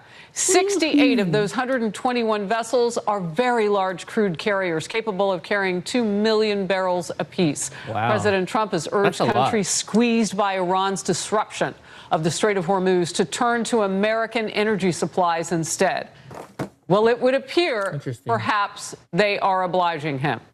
They are listening to Trump. The president told Fox, quote, China can send their ships to the U.S., China can send their ships to Venezuela, while also saying that empty oil-carrying ships from many nations are all headed to the U.S. to load up. That from the president of the United States. A lot to follow today. Put that map back. You know, we're watching. Interesting. Very interesting. Cut 1, cut 2, cut 3, and a paste. So a massive trucking scandal is, again, unfolding in Illinois, and you can be sure that Chicago, Illinois media will go out of its way to ignore it. Last night, 60 Minutes exposed just a few parts of a serious national public safety threat posed by chameleon carriers, often owned or operated by... Let's just type this in. Let's do a little research on what this chameleon carriers are before we move on. Just so we can all be informed. Paste. Chameleon carriers. I want to see if Bonehead Truckers does a better one. Here we go. We're going to watch this. We're probably going to get in a lot of trouble with YouTube, but we're going to watch it Tonight, the results of an 8-month investigation into a dangerous scheme many Americans have never heard of. This guy's named Bernard a scheme something? that may be putting all of us at risk on the road. Our investigation took us to truck stops in Florida and sources in Europe to examine what are called chameleon carriers, commercial trucking fleets often foreign-owned and operated that shed one identity for another after racking up flagrant safety violations and flouting federal regulations. Our reporting focused on Super Ego Holding, a network of commercial trucking and leasing companies based in Serbia and the U.S. They're based in It's Serbia? currently under federal investigation and named in a class action lawsuit. Regulators and former employees call it one of the most notorious chameleon schemes, a ticking time bomb on our nation's roadways. Chameleon carriers are basically a network of companies, and they constantly reincarnate. And the idea is we are revenue focused. We are going to start this trucking company. We are going to run it into the ground, just make as much money as we possibly can. Rob Carpenter has been a trucker for 25 years. He now is a trucking safety consultant and has been tracking chameleon companies which have surged since the pandemic. Chameleon carriers, as their name suggests, are commercial trucking operations that skirt federal regulations and escape bad safety records by changing company names to evade detection. Yep. And when you move on to the next, you're really doing that to try to abandon the history that you've created with that other trucking company because you've run so poorly in the past year, right? So then you just adopt a new identity and you move on to a new carrier. Just dissolve that company Just and completely slap dissolve a new it. name on the truck and move That's on. right. You can see how easy it is in this undercover video shot by another trucker. Same drivers, same trucks, same bad records. In this case, hundreds of violations erased with the switch of a carrier name and Department of Transportation number, Wow. the federal ID used to track a carrier's safety history. You've got no violations, you've got no crashes. Things that people are going to look at and scrutinize on whether they're going to let you haul their freight or not don't exist. You're just a clean carrier to them. Wow. Networks, often owned and operated from Eastern Europe, India, and Central Asia, set up chameleon carriers in the U.S. with different names and owners, who then register with the Department of Transportation, secure minimal insurance. And within 21 days, you have a trucking company. That's all it takes. That's all it takes. There's no requirement to own a trucking company that you be an American. You can start it from anywhere in the world. $1,000, pay online, say you are who you say you are, and you've got a trucking company. Do you have any idea how many of them there are? You got 700,000 trucking companies. Let's just say the general estimate is 10 to 20% are operating somewhere in that spectrum of chameleon carrier. Thousands of trucking companies. That's mind-blowing. Wow. Yeah. Thousands of trucking companies racking up thousands of safety violations, poor maintenance, excessive driving hours, drug and alcohol use, all while evading federal enforcement. How dangerous is this? We're having crashes all the time. So you got 260 million other Americans on the highway sharing it with 700,000 trucking companies. You have a moral, ethical responsibility to share the road safely with those people. But when you've got 10 to 20% that are not doing that, that's an issue. An issue that contributed to the more than 5,300 truck-related deaths in 2024. According to data gathered by Fusible, a risk assessment firm, chameleon carriers are 4 times more likely to be involved in a crash like this. The culprit in this case? A tractor-trailer tied to a network called Super Ego Holding.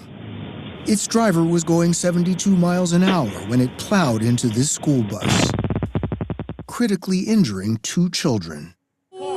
According to DOT data, chameleon carriers connected to Super Ego have logged almost 15,000 safety violations and 500 accidents in the last 2 years. Today, there are only 350 investigators at the Federal Motor Carrier Safety Administration, or FMCSA, overseeing all 700,000 trucking companies on our roads. 700,000. Those numbers just seem out of whack. We are actively trying to find ways that we can do investigations more efficiently, more effectively. Derek Bars took over as administrator of FMCSA in October. This past year, regulators cracked down on foreign commercial truck drivers and fraudulent commercial driving schools and have vowed to take on chameleon carriers. Do you have the personnel and the resources you need? We have additional 40 investigators that we're trying to hire today. We have a new registration system that we will be rolling out this year. The system we have currently is like 40 years old. I mean, you've got these rogue companies. They rack up tons of safety violations. They're a federally regulated industry. Mm-hmm. How is that possible? We have a front door problem, meaning we need to stop this before they actually get into the system. Are you familiar with the chameleon carrier company Super Ego? Are they on your radar? They're a part of an ongoing investigation. We have prioritized companies who, through our data gathering, that are our top 10 companies that we need to be investigating. We reached out to Super Ego, company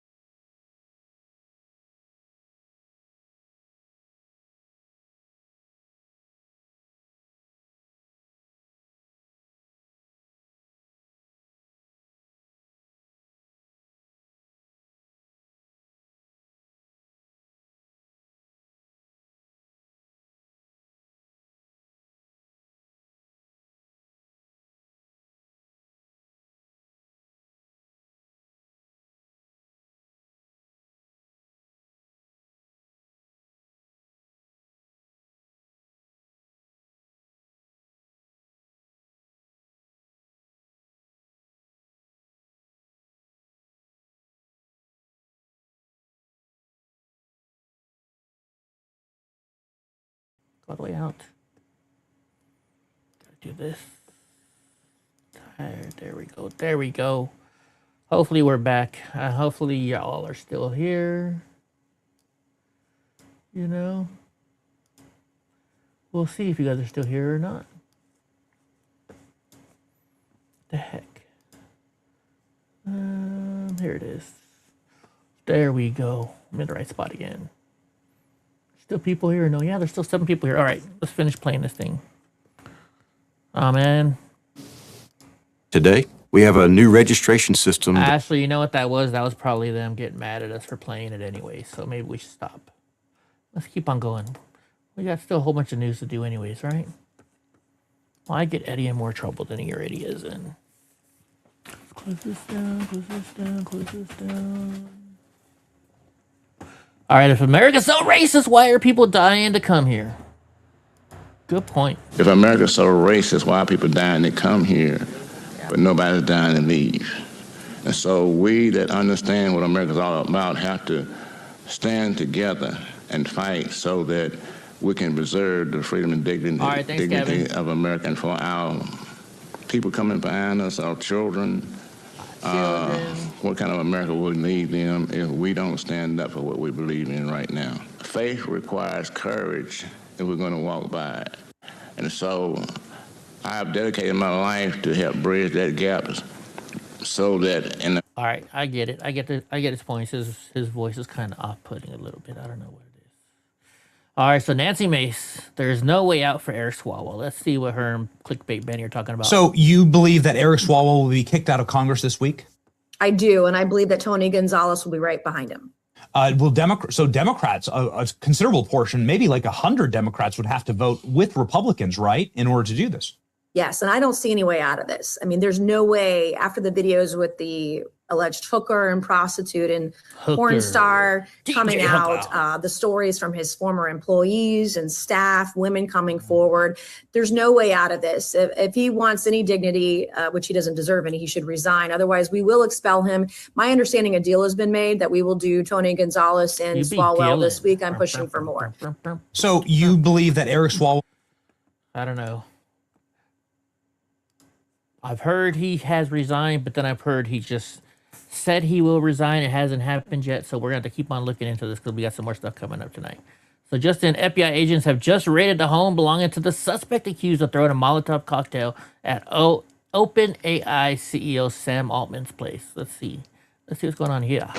Hi, Harris. Well, Fox News exclusively here right now as FBI agents literally just swarmed the home of that 20-year-old suspect accused of trying to kill the CEO of OpenAI by throwing a Molotov cocktail at his house. Now we have the Harris County Sheriff's Office here, and again, the FBI. I want to say over a dozen federal agents and law enforcement officers. You could see his garage is open here. Now, sources tell me the suspect was driven by strong anti-AI views, and he was arrested in San Francisco carrying a document that he wrote attacking AI. That document is a 3-part series that includes a list of names and addresses of other AI CEOs and investors. Now, investigators have identified him as 20-year-old Daniel Moreno Gamo, who we have a picture, a surveillance image here sent to me by one of my sources.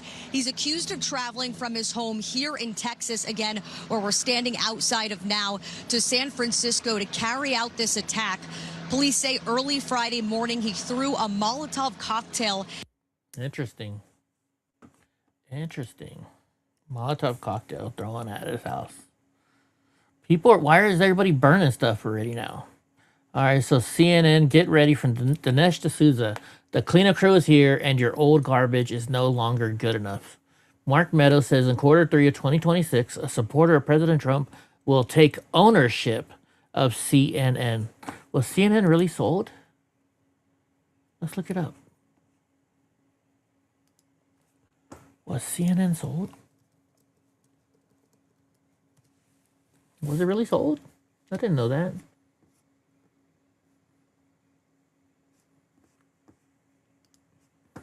No, CNN has not been sold As of April 2026, CNN remains owned by Warner Brothers, where it operates CNN nationwide. The President Trump has repeatedly said it was imperative. Oh my gosh, I got bamboozled by fake news. I got bamboozled by fake news. I hate it when that happens. Dude, I hate it when that happens. CNN is owned by Warner Brothers, which was bought by Paramount. That's an interesting point, Gavin. Maybe. Yeah. Oops, sorry. Let me turn this down. That's very. So they had DoorDash show up to President Trump with some McDonald's this morning, and let's be real here, folks. It's all a setup. It was all pre-planned. Everything. Are the White House good tippers? Do you know? Wait. Potentially. Yes, very. All right, so think about this. If you're just barely getting by on DoorDash and President Trump gives you a $100 tip, what would you do? You're barely getting by, right? Would you keep the $100 and frame it saying President Trump gave me this $100 and you can show on TV, look, he did? Or would you sell the $100? What if you got $500 for it? Would you sell it to eat? I don't know. Which way would you go? Mr. President, can I ask you something? Thank you. You reminded me. Mr. President. Are the White House good tippers? Do you know? Wait. Breaking news. I launched an investigation into Lululemon over the potential presence of toxic forever chemicals in activewear. So all these people are paying tons and buku bucks, right, for Lululemon stuff. And so they're paying tons of money to get sick. Said, let's see, Lululemon, as part of an investigation into whether the company has misled customers about safety, quality, health impacts of its products. Lululemon is a leading activewear brand that generated over $11 billion in fiscal year 2025 alone. $11 billion bucks. The company markets itself as a wellness-focused lifestyle brand, emphasizing on sustainability and performance. However, emerging research and consumer concerns have raised questions about the potential presence of certain synthetic materials and chemicals compounds in their apparel that may be associated with endocrine disruption, blah, blah, blah, infertility, cancer, and other health issues. So their investigation will examine whether Lululemon athletic apparel contains PFAS or forever chemicals that their health-conscious customers would not expect based on the brand's marketing. Ooh, you're getting sued. This is going to cost you guys a ton of money. Whether it's true or not, they're screwed. Whether it's true or not, they're screwed. So what you're saying is to buy the knockoff Lululemon, it might be better. I don't know. I'm not into buying knockoff stuff, but you never know. So Zoran Mamdani, or however you say his name, is planning to open the first of his free city-owned grocery stores in East Harlem next year. The communist takeover of New York City is in full swing. Let's see what this is saying here. Grocery prices are out of control. The cost of eggs and milk has skyrocketed. Some stores are even using dynamic pricing, jacking up the cost over the course of a day depending on what they can get away with. It doesn't need to be this way. I'm Zohran Mamdani, and as mayor, I will create a network of city-owned grocery stores. It's like a public option for produce. We will redirect city funds from corporate supermarkets to city-owned grocery stores, whose mission is lower prices, not price gouging. These stores will operate without a profit motive or having to pay property taxes or rent, and will pass on those savings to you. Okay, people already developed ways to scam it, or maybe they haven't yet.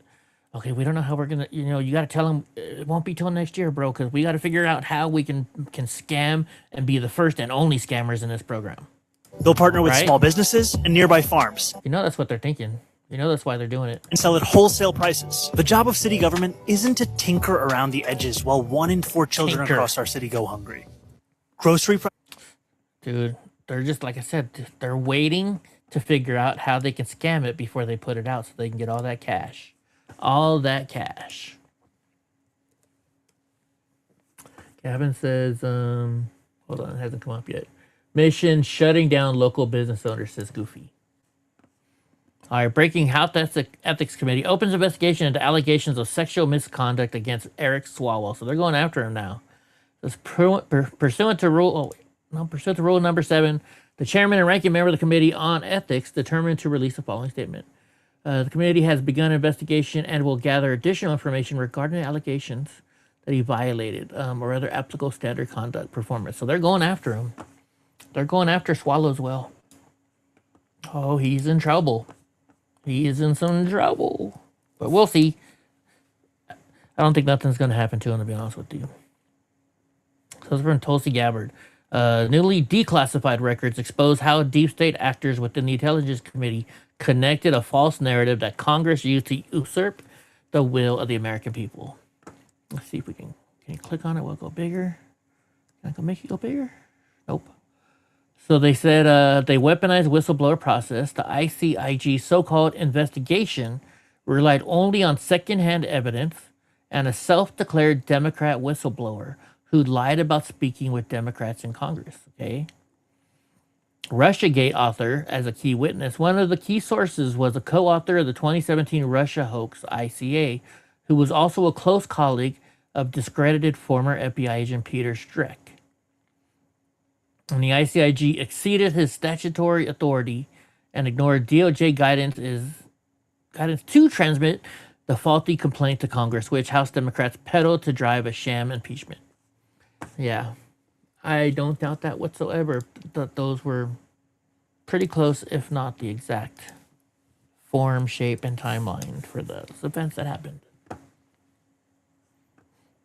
18 U.S. military ships are now in the Middle East, including USS Gerald Ford, which has just arrived back from the Mediterranean Sea, because they had a fire on board, right? Preventing any ships from getting in or out of Iranian ports on the Strait of Hormuz, far in the distance on the Persian Gulf behind me. Now, taking a look at U.S. military assets here in the Middle East right now, roughly 18 different ships across the region, including the USS Gerald Ford, which is back in the Mediterranean Sea just south of Cyprus. Now, over the weekend, CENTCOM says for the first time since this war began, 2 U.S. destroyers entered the Hormuz Strait. The U.S. ships are working to clear any mines along with the help of underwater drones. And now President Trump says the U.S. will block Iranian ports on the strait, potentially devastating Iran's economy. Here's the president within the past hour or so. Right now we have a blockade. They're doing no business. I didn't like seeing boats come out if they were doing business with Iran, but if they weren't, no boats came out. So now Iran is doing absolutely no business, and we're going to keep it that way very easily. Don't forget, their Navy is gone, their Air Force is gone, their anti-aircraft is gone, their radar is gone, and their leaders are gone. That's a lot. Interesting. Good. Go America. America. Our feminist gets crushed in the debate. What's your plan when men stop doing the dirty and dangerous jobs that keeps... We hear this all the time, this debate. Jobs that keep society running. Can you give me an example of which jobs you're referring to? Logging, plumbing, crab fishing, oil rig. When men stop doing the dangerous jobs, when men stop getting married, when men stop having kids, what's your plan? I'm not worried about that. Of course you're not. No. I don't have a plan, Pearl, for a situation in which men no longer do those jobs. The very microphone. I don't know though, Gavin. Do you think that what they might do is say, okay, you got to live within a certain vicinity to be able to use it? They're gonna start checking IDs. Watch. You're using was built by men. The building was built by men, and there's no gratitude or appreciation. You just tell them they're not doing enough. Future is not going to be great for feminists. You guys are going to get the equality that you're asking for. Men are not going to protect women in the streets. Men are going to stop signing up for the infrastructure jobs. The birth rate's going to keep falling, and the future is going to be bleak. What's your plan? I 100% agree, young lady. Young lady. Okay, so Justin, following the start of President Trump's blockade, Iran is threatening to retaliate against ports in other Gulf countries. Let's see what this BS is about. Saying... Make it bigger first, then we can go over there. That's what she said. Iran is warning its military may retaliate, threatening a wreckage and a reckoning. And Iranian military spokesperson saying, if the security of the ports of the Islamic Republic of Iran in the waters of the Persian Gulf and the Sea of Oman is threatened, no port in the Persian Gulf and the Sea of Oman will remain safe. Now, a UAE official here estimates that 800 ships have been left stranded as a result of all this mess, and about 400 of them are fuel tankers. Sandra, John? Iran is warning its military may retaliate, threatening a wreckage and a Well, they're going to get exactly what they wanted. Let's see. So Congress is now cleaning house, says Randy Ogles. He predicts 4 members of the Congress likely to be expelled this week. Let's see who he's saying here with clickbait Benny. There's this feeling like that. There's a feeling in DC that permeates. There's like, I'm untouchable. I can do whatever I want, right? Untouchable. And I think that needs to be like knocked down hard. I think I think you'll see at least 2, if not 4 members of Congress expelled this week. Wow. Can you unpack that? Is it like who's that? Is it going to be Sherflusis McCormick? Right. That's right. Corey Mills will likely have one against them, and then Tony down in Texas. And then Swalwell. So it'll be Swalwell. That's right. So it'll be scalp for scalp. So 2 Republicans, 2 Democrats. 2 and 2. That's right. So I think Swalwell get them all out. Is almost certain to happen. Whether or not the rest happen, we'll see. Get them all out. Okay. There's just this feeling like that. There's a feeling in DC that permeates. There's like, I'm untouchable. I can do whatever I want. Interesting. Right. Interesting. I think I actually have that coming up. If not, I'm sure we will find it tonight before anybody goes. Or at least before we go. Baby, come back. All right, so New York PD are now making mass arrests against pro-Islam protesters. Let's watch this. I always love watching these things. Fight like hell! Sound the bomb! And the killing! Fight like hell for the living! Fight like hell? I thought we can't say that. Look, it took 3 cops to carry her out. Oh, there's your gay dude. There's your gay dude for the night.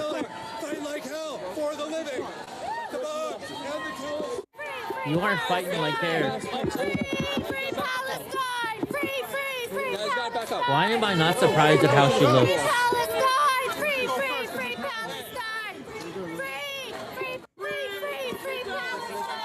Oh my gosh, this is good. Look at all of them they're arrested. They're putting them on a city bus. Wait a minute, they got a whole city bus they're putting them on. I bet you they have 2. They're protesting Israel in New York City.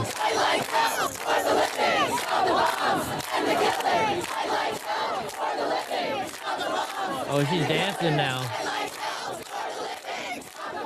Well, look at that haircut. She looks like, what was the, well, she looks like Boo from Orange is the New Black, if you guys can get that reference. Is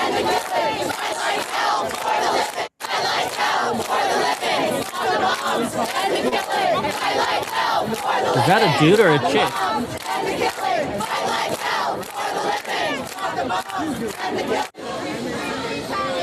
Dude, I bet, oh, they're gonna fill up a couple buses. Dude, they're gonna fill up a couple buses.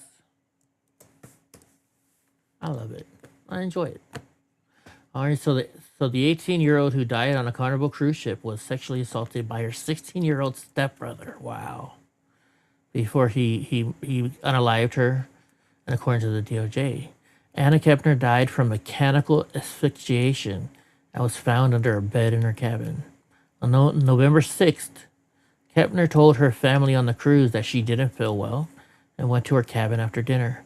The following day, when her dad and stepmother gathered the family for breakfast, they noticed she wasn't there.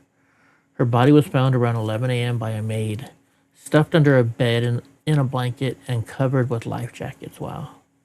The stepbrother, only identified as TH, has been indicted of first-degree murder. That's sad.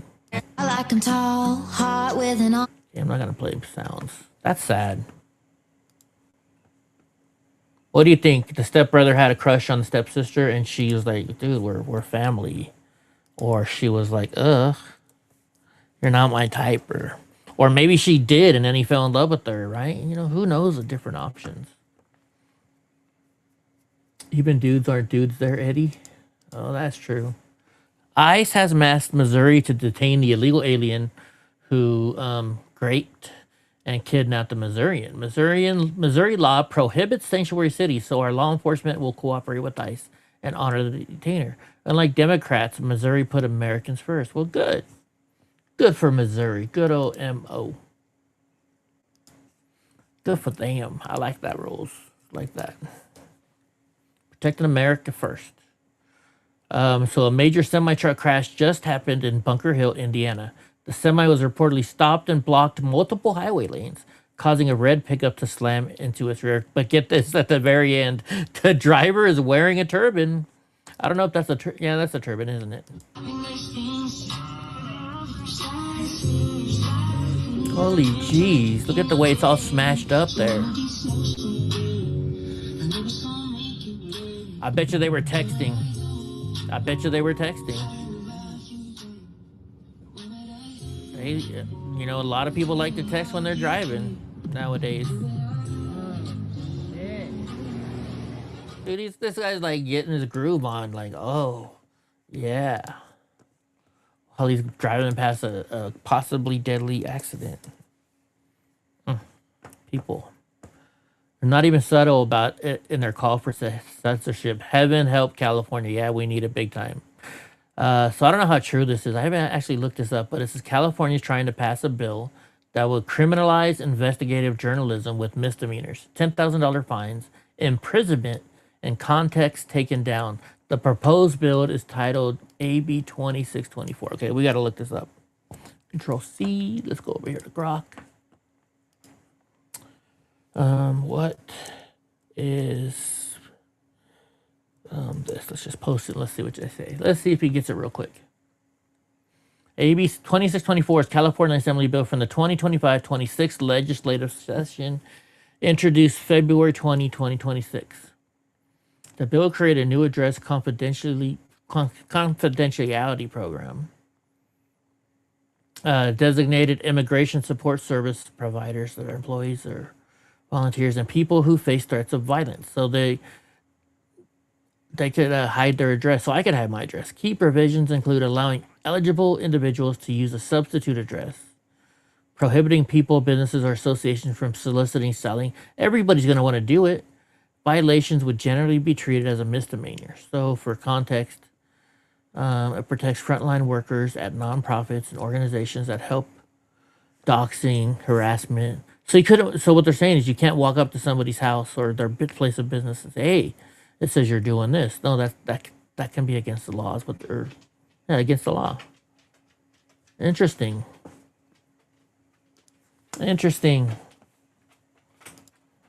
I got to look deeper into that before I say something on that, but can't right now because I want to get through these because I'm going to go make myself a snack and we're going to watch some documentaries.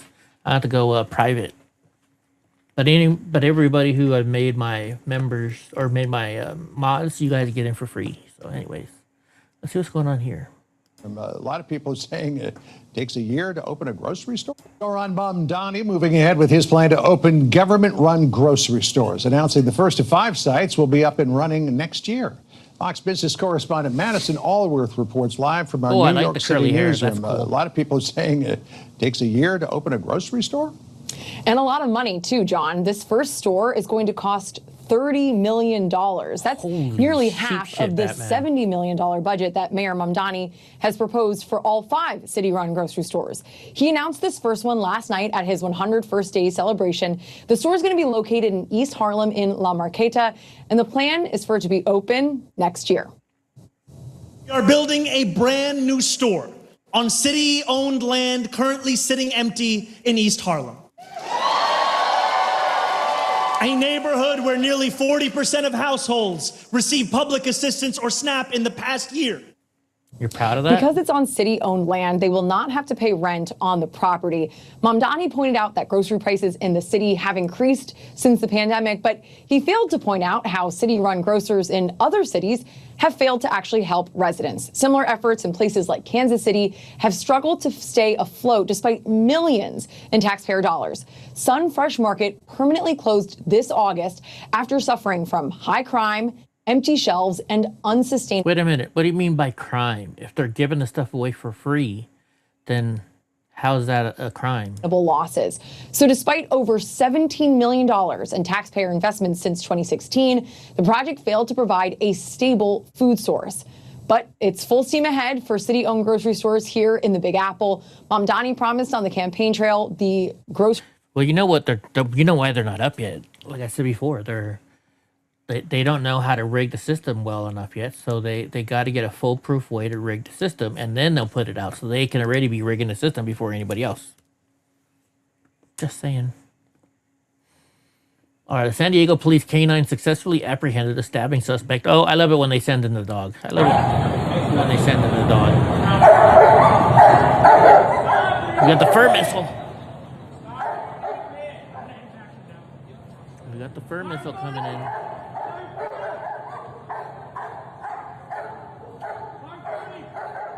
Get him.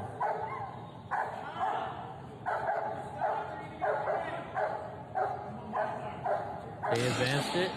Did they really? Oh shit.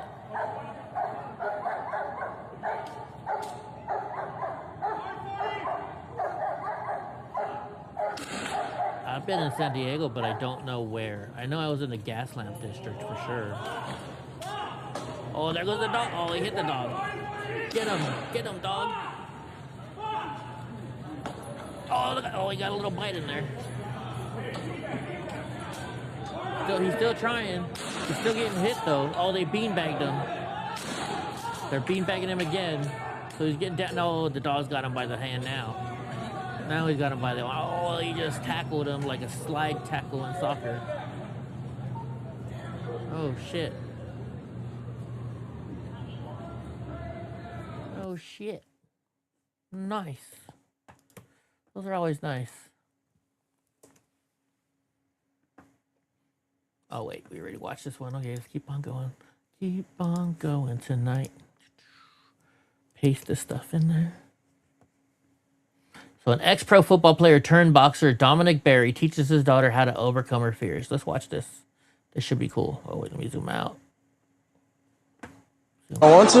Okay, that's fine. She doesn't want to today. What's the matter? What's going on? We've never had this before. What's going on? Do you not want to compete today? To you, I can't force you to go out there. Do you not want to compete today? You don't want to? Okay, that's fine. She doesn't want to today.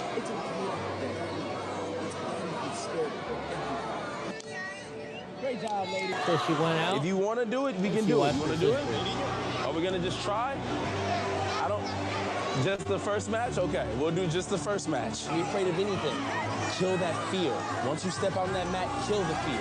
You got it. You got it. Can you show me that dog that you got? Can you show me it? This is cool if that's how he acts on it every day. Oh, it's there. Yes, now finish that. Let's get that single. Now, keep working. Keep working. Good sit out. Now take the back. Take the back there. Hooks it. Yes. Keep circling. Get back to mount. Get back to mount. Don't let her wrestle up. Don't let her wrestle up. Win that dog fight there. It's okay. Get in your guard. Get it. Turn and get in your guard. Bridge and stack. There it is. Yes. I need double unders here. Don't let her sweep. Good. Keep fighting. Don't let her sweep. Don't out of the guard. Great job. Great match. Oh, it's 4-4. Oh, damn. What are the rules? 4 minutes. We go for 4 minutes. Oh, okay. We got 1 minute to work. I need your best effort for 1 minute, okay? 1 minute here. No. Set it up. Don't just shoot naked. Force that shot. Force her shot. Good. Set. Yes! Get to the back! Beautiful! Is it raining out there? Yes! That's what I'm talking about! Ella! Hey! You were afraid before. That's No, you're not getting another treat. No. Hey, come here! That's what I'm talking. You were afraid. Now that's a cool dad. It's just unfortunately nowadays you wonder why they bring a camera to this, was this all like kind of, pre-rehearsed kind of stuff? It's a sad world we gotta live in, but you gotta think that way. You gotta think that way sometimes. All right, so just in, the U.S. Senate has officially gabbled back after their 2-week vacation, and this was at noon my time, so they didn't even gavel in until 3 o'clock in the afternoon Eastern time. Wow. Just insane. Senate will come to order. Don't you wish you got paid that much to go that little to work? Prayer.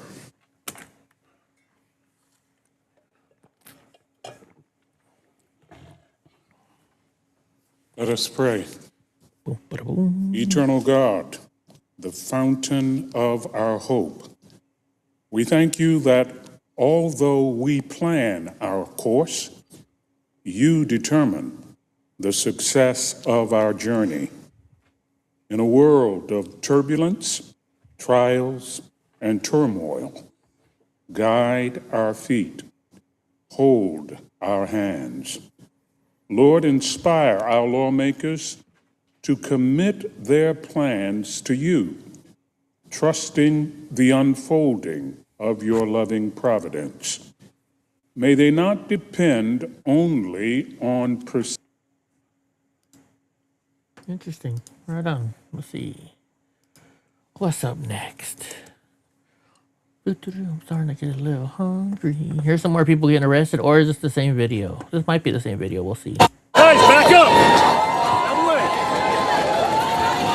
Well, I gotta start lowering the audio before I go to a new video, don't I? Oh yeah, we saw this video already. We saw this one already. Just some insane people doing dumb things. Representative Andy Ogles outlines how Ilhan Omar can be denaturalized. Oh, let's see. It's Benny, though. In a righteous world, with Andy Ogles as leader of the House of Representatives, right, as Speaker of the House, what would happen to Ilhan Omar? And how would you prevent an Ilhan Omar from having a seat in Congress ever again? Well, that gets back to the naturalization. So again, we know that she committed immigration fraud. We do. Regardless of being a member of Congress or not, that should be pursued. And so if you do that, then she can be denaturalized and she can be deported.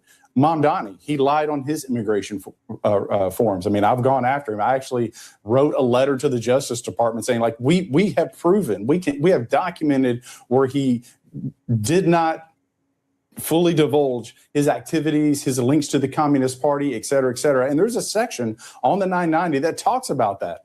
And so he could be denaturalized and deported. Now, they have to have the will to do it, which is why I'll be offering legislation that strengthens the denaturalization process, that puts more teeth into it, and really creates more kind of an impetus on the government to go after these folks.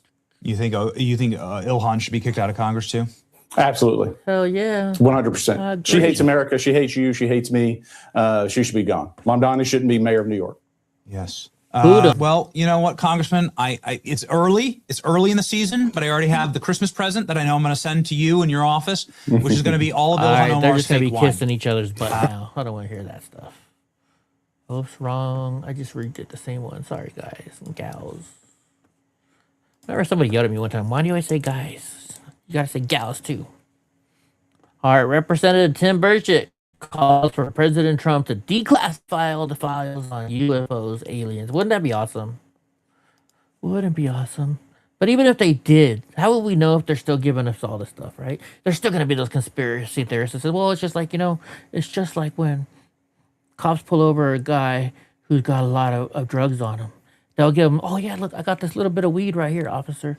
And because they think that, there's a good chance that once the officer sees, well, it's just this little batch right here.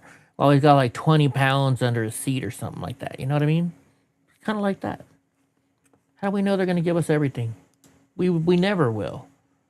Can you ever trust your government 100%? I don't think you should. I don't think you should.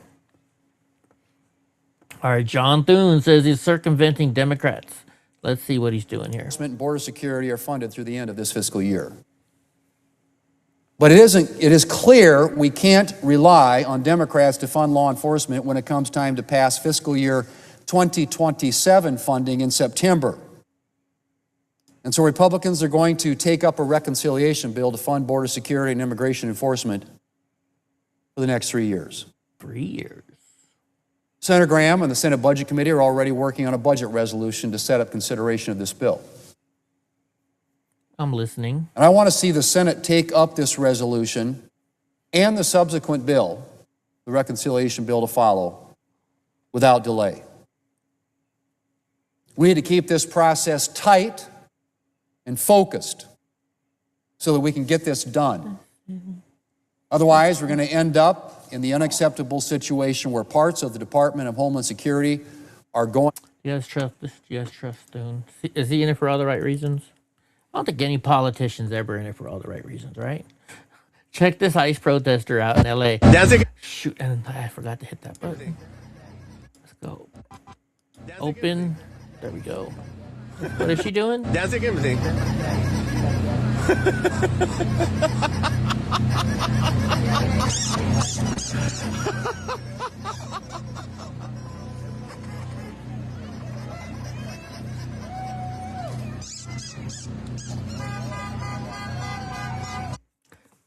mean, I don't get it.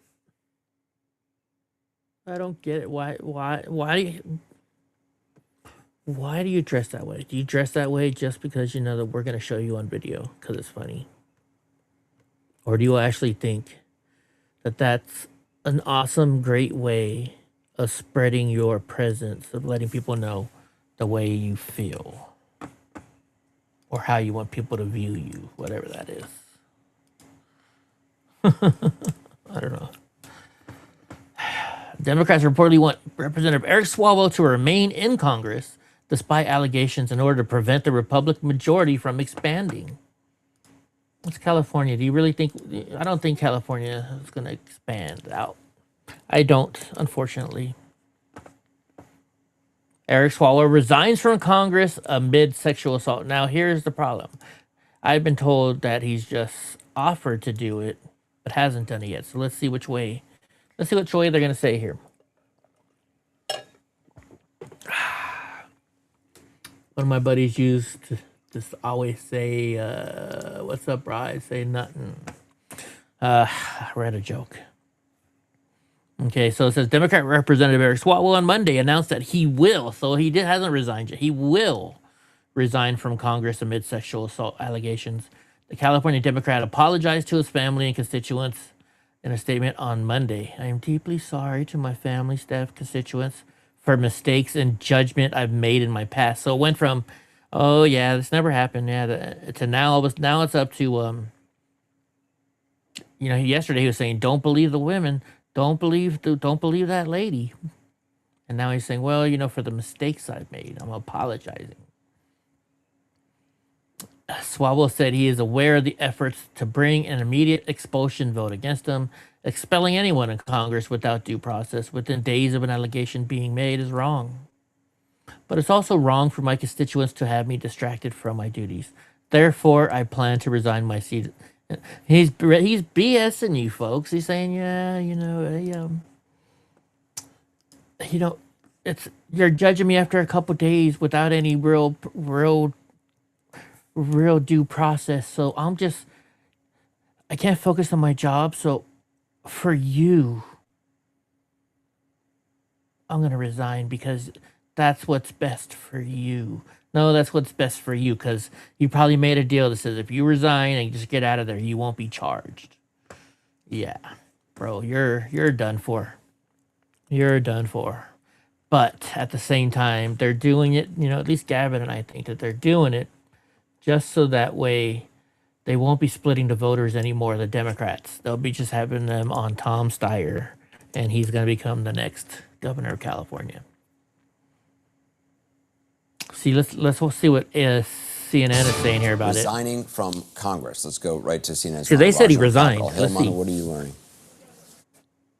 Yeah, this is happening very rapidly. Just moments ago, Eric Swalwell posting on X that he plans to resign his seat. See, he's not resigned yet. He's planning. He is occupied representing the Northern California district and saying so in the aftermath of these very serious allegations of sexual misconduct, including an allegation of rape. He has denied these allegations, but indicating in this statement that all of this was too much of a distraction, he said, to his constituents, which is why he plans to give up his seat in Congress. Now, this statement I'll read to you, Anderson, says, I am deeply sorry to my family, staff, and constituents for mistakes and judgment I've made in my past. I will fight this serious false allegation made against me. However, I must take responsibility and ownership for the mistakes I did make. I am aware of efforts to bring an immediate expulsion vote against me and other members. Expelling anyone in Congress without due process within days of an allegation being made is wrong, he said. He's just blaming it. He's just blaming it on everybody else. Yeah, these are just fake accusations, but I'm going to do this for you because it's better. No, it's better for you, bro.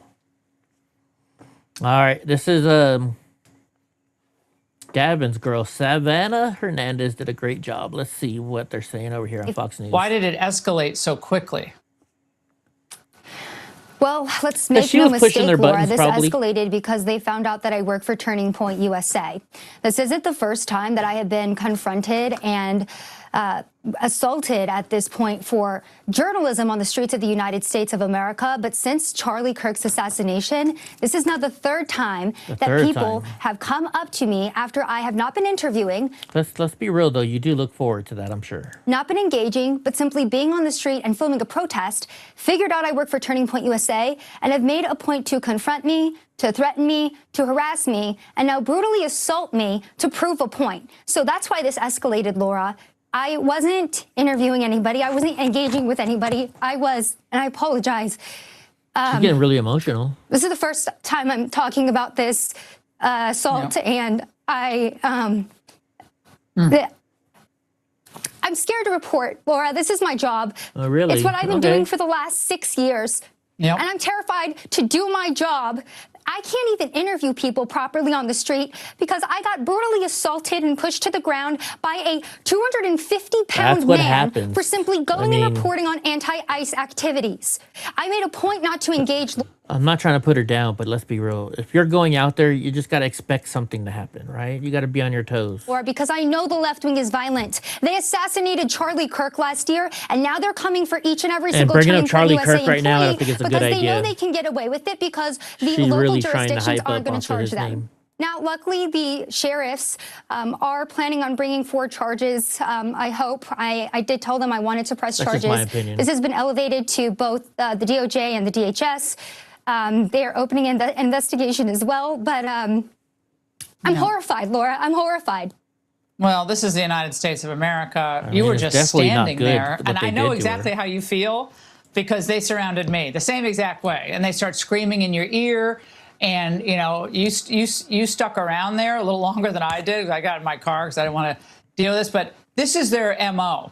They don't want anyone there because they don't want anyone knowing the truth about how many of them are paid, how this is organized, who's funding it, and what they are really all about. They don't want anyone to know. If they were proud of their movement, they'd be like, welcome, you know, we'll be happy to talk to you. But they don't want that. No, of course not. I mean, Absolutely, we've proven Laura. that time and this over attack was so time. horrific that you now have the radical left-wing streamers and left-wing activists coming out and denouncing this attack, saying, "Oh, we shouldn't touch women." That's probably a bridge too far. They kind of had to but do again, it, though. you know, I was targeted because I work for Turning They had Point no other USA choice. because I'm a brown woman who thinks the wrong thing. Oh, wait, because don't you I am bring a in the Christian. race They were card mocking now. me Come for on. my religion. Don't bring in the race card. Okay, come on. They were mocking me for my political views. They, like I said, they told me that I had no right to Don't be on a stoop to public their street, level. and they made sure to run me out and brutally assault me multiple times as I was trying to leave. So that's the United States of America in 2026, and my main question is, how was this allowed to happen in President Trump's America? what it is. So, Well, it you should, know, Laura, the Hennepin County Sheriff's Office better do its job here because if there was a message from on high, this will not be tolerated, then it wouldn't have been tolerated. And the feeling here is that it's okay to do this. Man. I mean, what other options do the Democrats have but to support, or support her? But don't bring up the race card. You know, we shouldn't be doing that. We don't want to stoop down to the Democrats' level, right? It's not a good look, at least in my eye. What's that, Donnie? Honeys? Let's go, monster. All right, roll Tom home and let's see what this dude's saying. Oh, I know, Donnie. I know, buddy. Tom, this is insane. I saw it firsthand when I was in Minneapolis. These people are terrifying to young women. She's 5'4", and she's lucky she wasn't hurt worse. And look, my heart goes out, and this shouldn't happen in the United States. But you know what feeds all this? Mayors and governors and members of Congress who want to vilify Republicans. They want to vilify President Trump. They want to vilify Turning Point USA because they have conservative beliefs. I mean, they attack journalists. Well, they also attack sworn law enforcement officers. We're living in a country now where an ICE officer gets attacked daily. These protests, these attacks not only happen where Sarah was, also happen in Los Angeles, Portland, Chicago. It's an ongoing dilemma, and that's why I'm grateful the FBI stepping in. DOJ is going to seek prosecution on this, because at this point, I don't trust any local jury in a sanctuary jurisdiction. I'd much rather see the feds pick it up and charge it with a federal crime, because the sentence is going to be a lot more stringent and it sends a strong message. But we cannot. Were they hating her for it? Give though? up on I didn't this. hear We that. got to keep prosecuting these people. 18 U.S.C. 111, interference, assault, record high number of prosecutions. We got to continue on that path and hold these people accountable. We cannot accept this as a norm in the United States of America. Nope. All right, what we got up next? We're almost done here, and then we're gonna go to premium level stuff. So I can get to my premium hours, because we're doing good on our other hour stuff. We need to get the premium stuff going. I'm so sick of watching conservative reporters like Savannah Hernandez, Cam Higbee, Nick Shirley, and others being attacked on the streets solely for doing their jobs. I'll be making a move on this in the next 24 hours. Stay tuned. And that's from Nick Sorter. Nick Sorter said that. So I wonder what's going on. What do you guys think he's going to do? He's definitely said he's going to bring more stuff out about Swalwell. I think he's going to drop Swalwell stuff. But what if he bamboozles us and actually gives us information on somebody else? Somebody even bigger than Swalwell. You never know. Hold on, what does it say? Brian Hooker, the man arrested after his wife Lynette vanished during a boating trip in the Bahamas, is being released from jail. They're releasing him, huh? So he was, they can't prove it, that he did or did not do anything wrong. Well, if he's innocent, I'm glad they're letting him loose.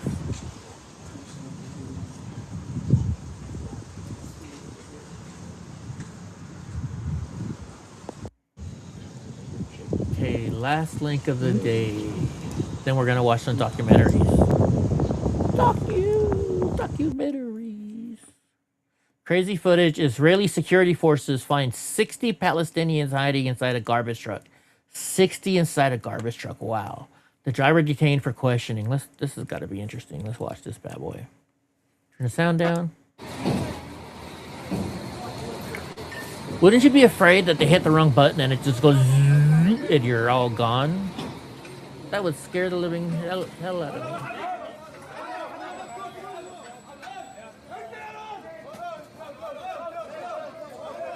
What did they just drop? Was that like their bags or something? Yeah, their backpacks.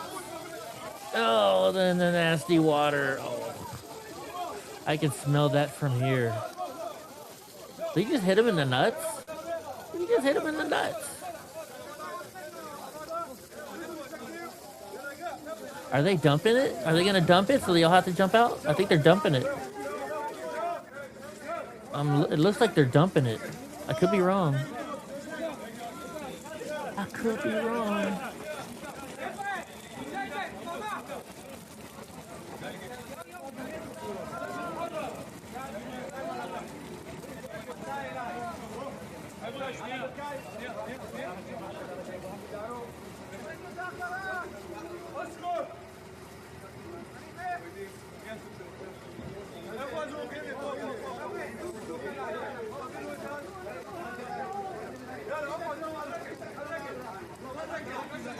Blah, blah, blah, blah, blah, blah, blah.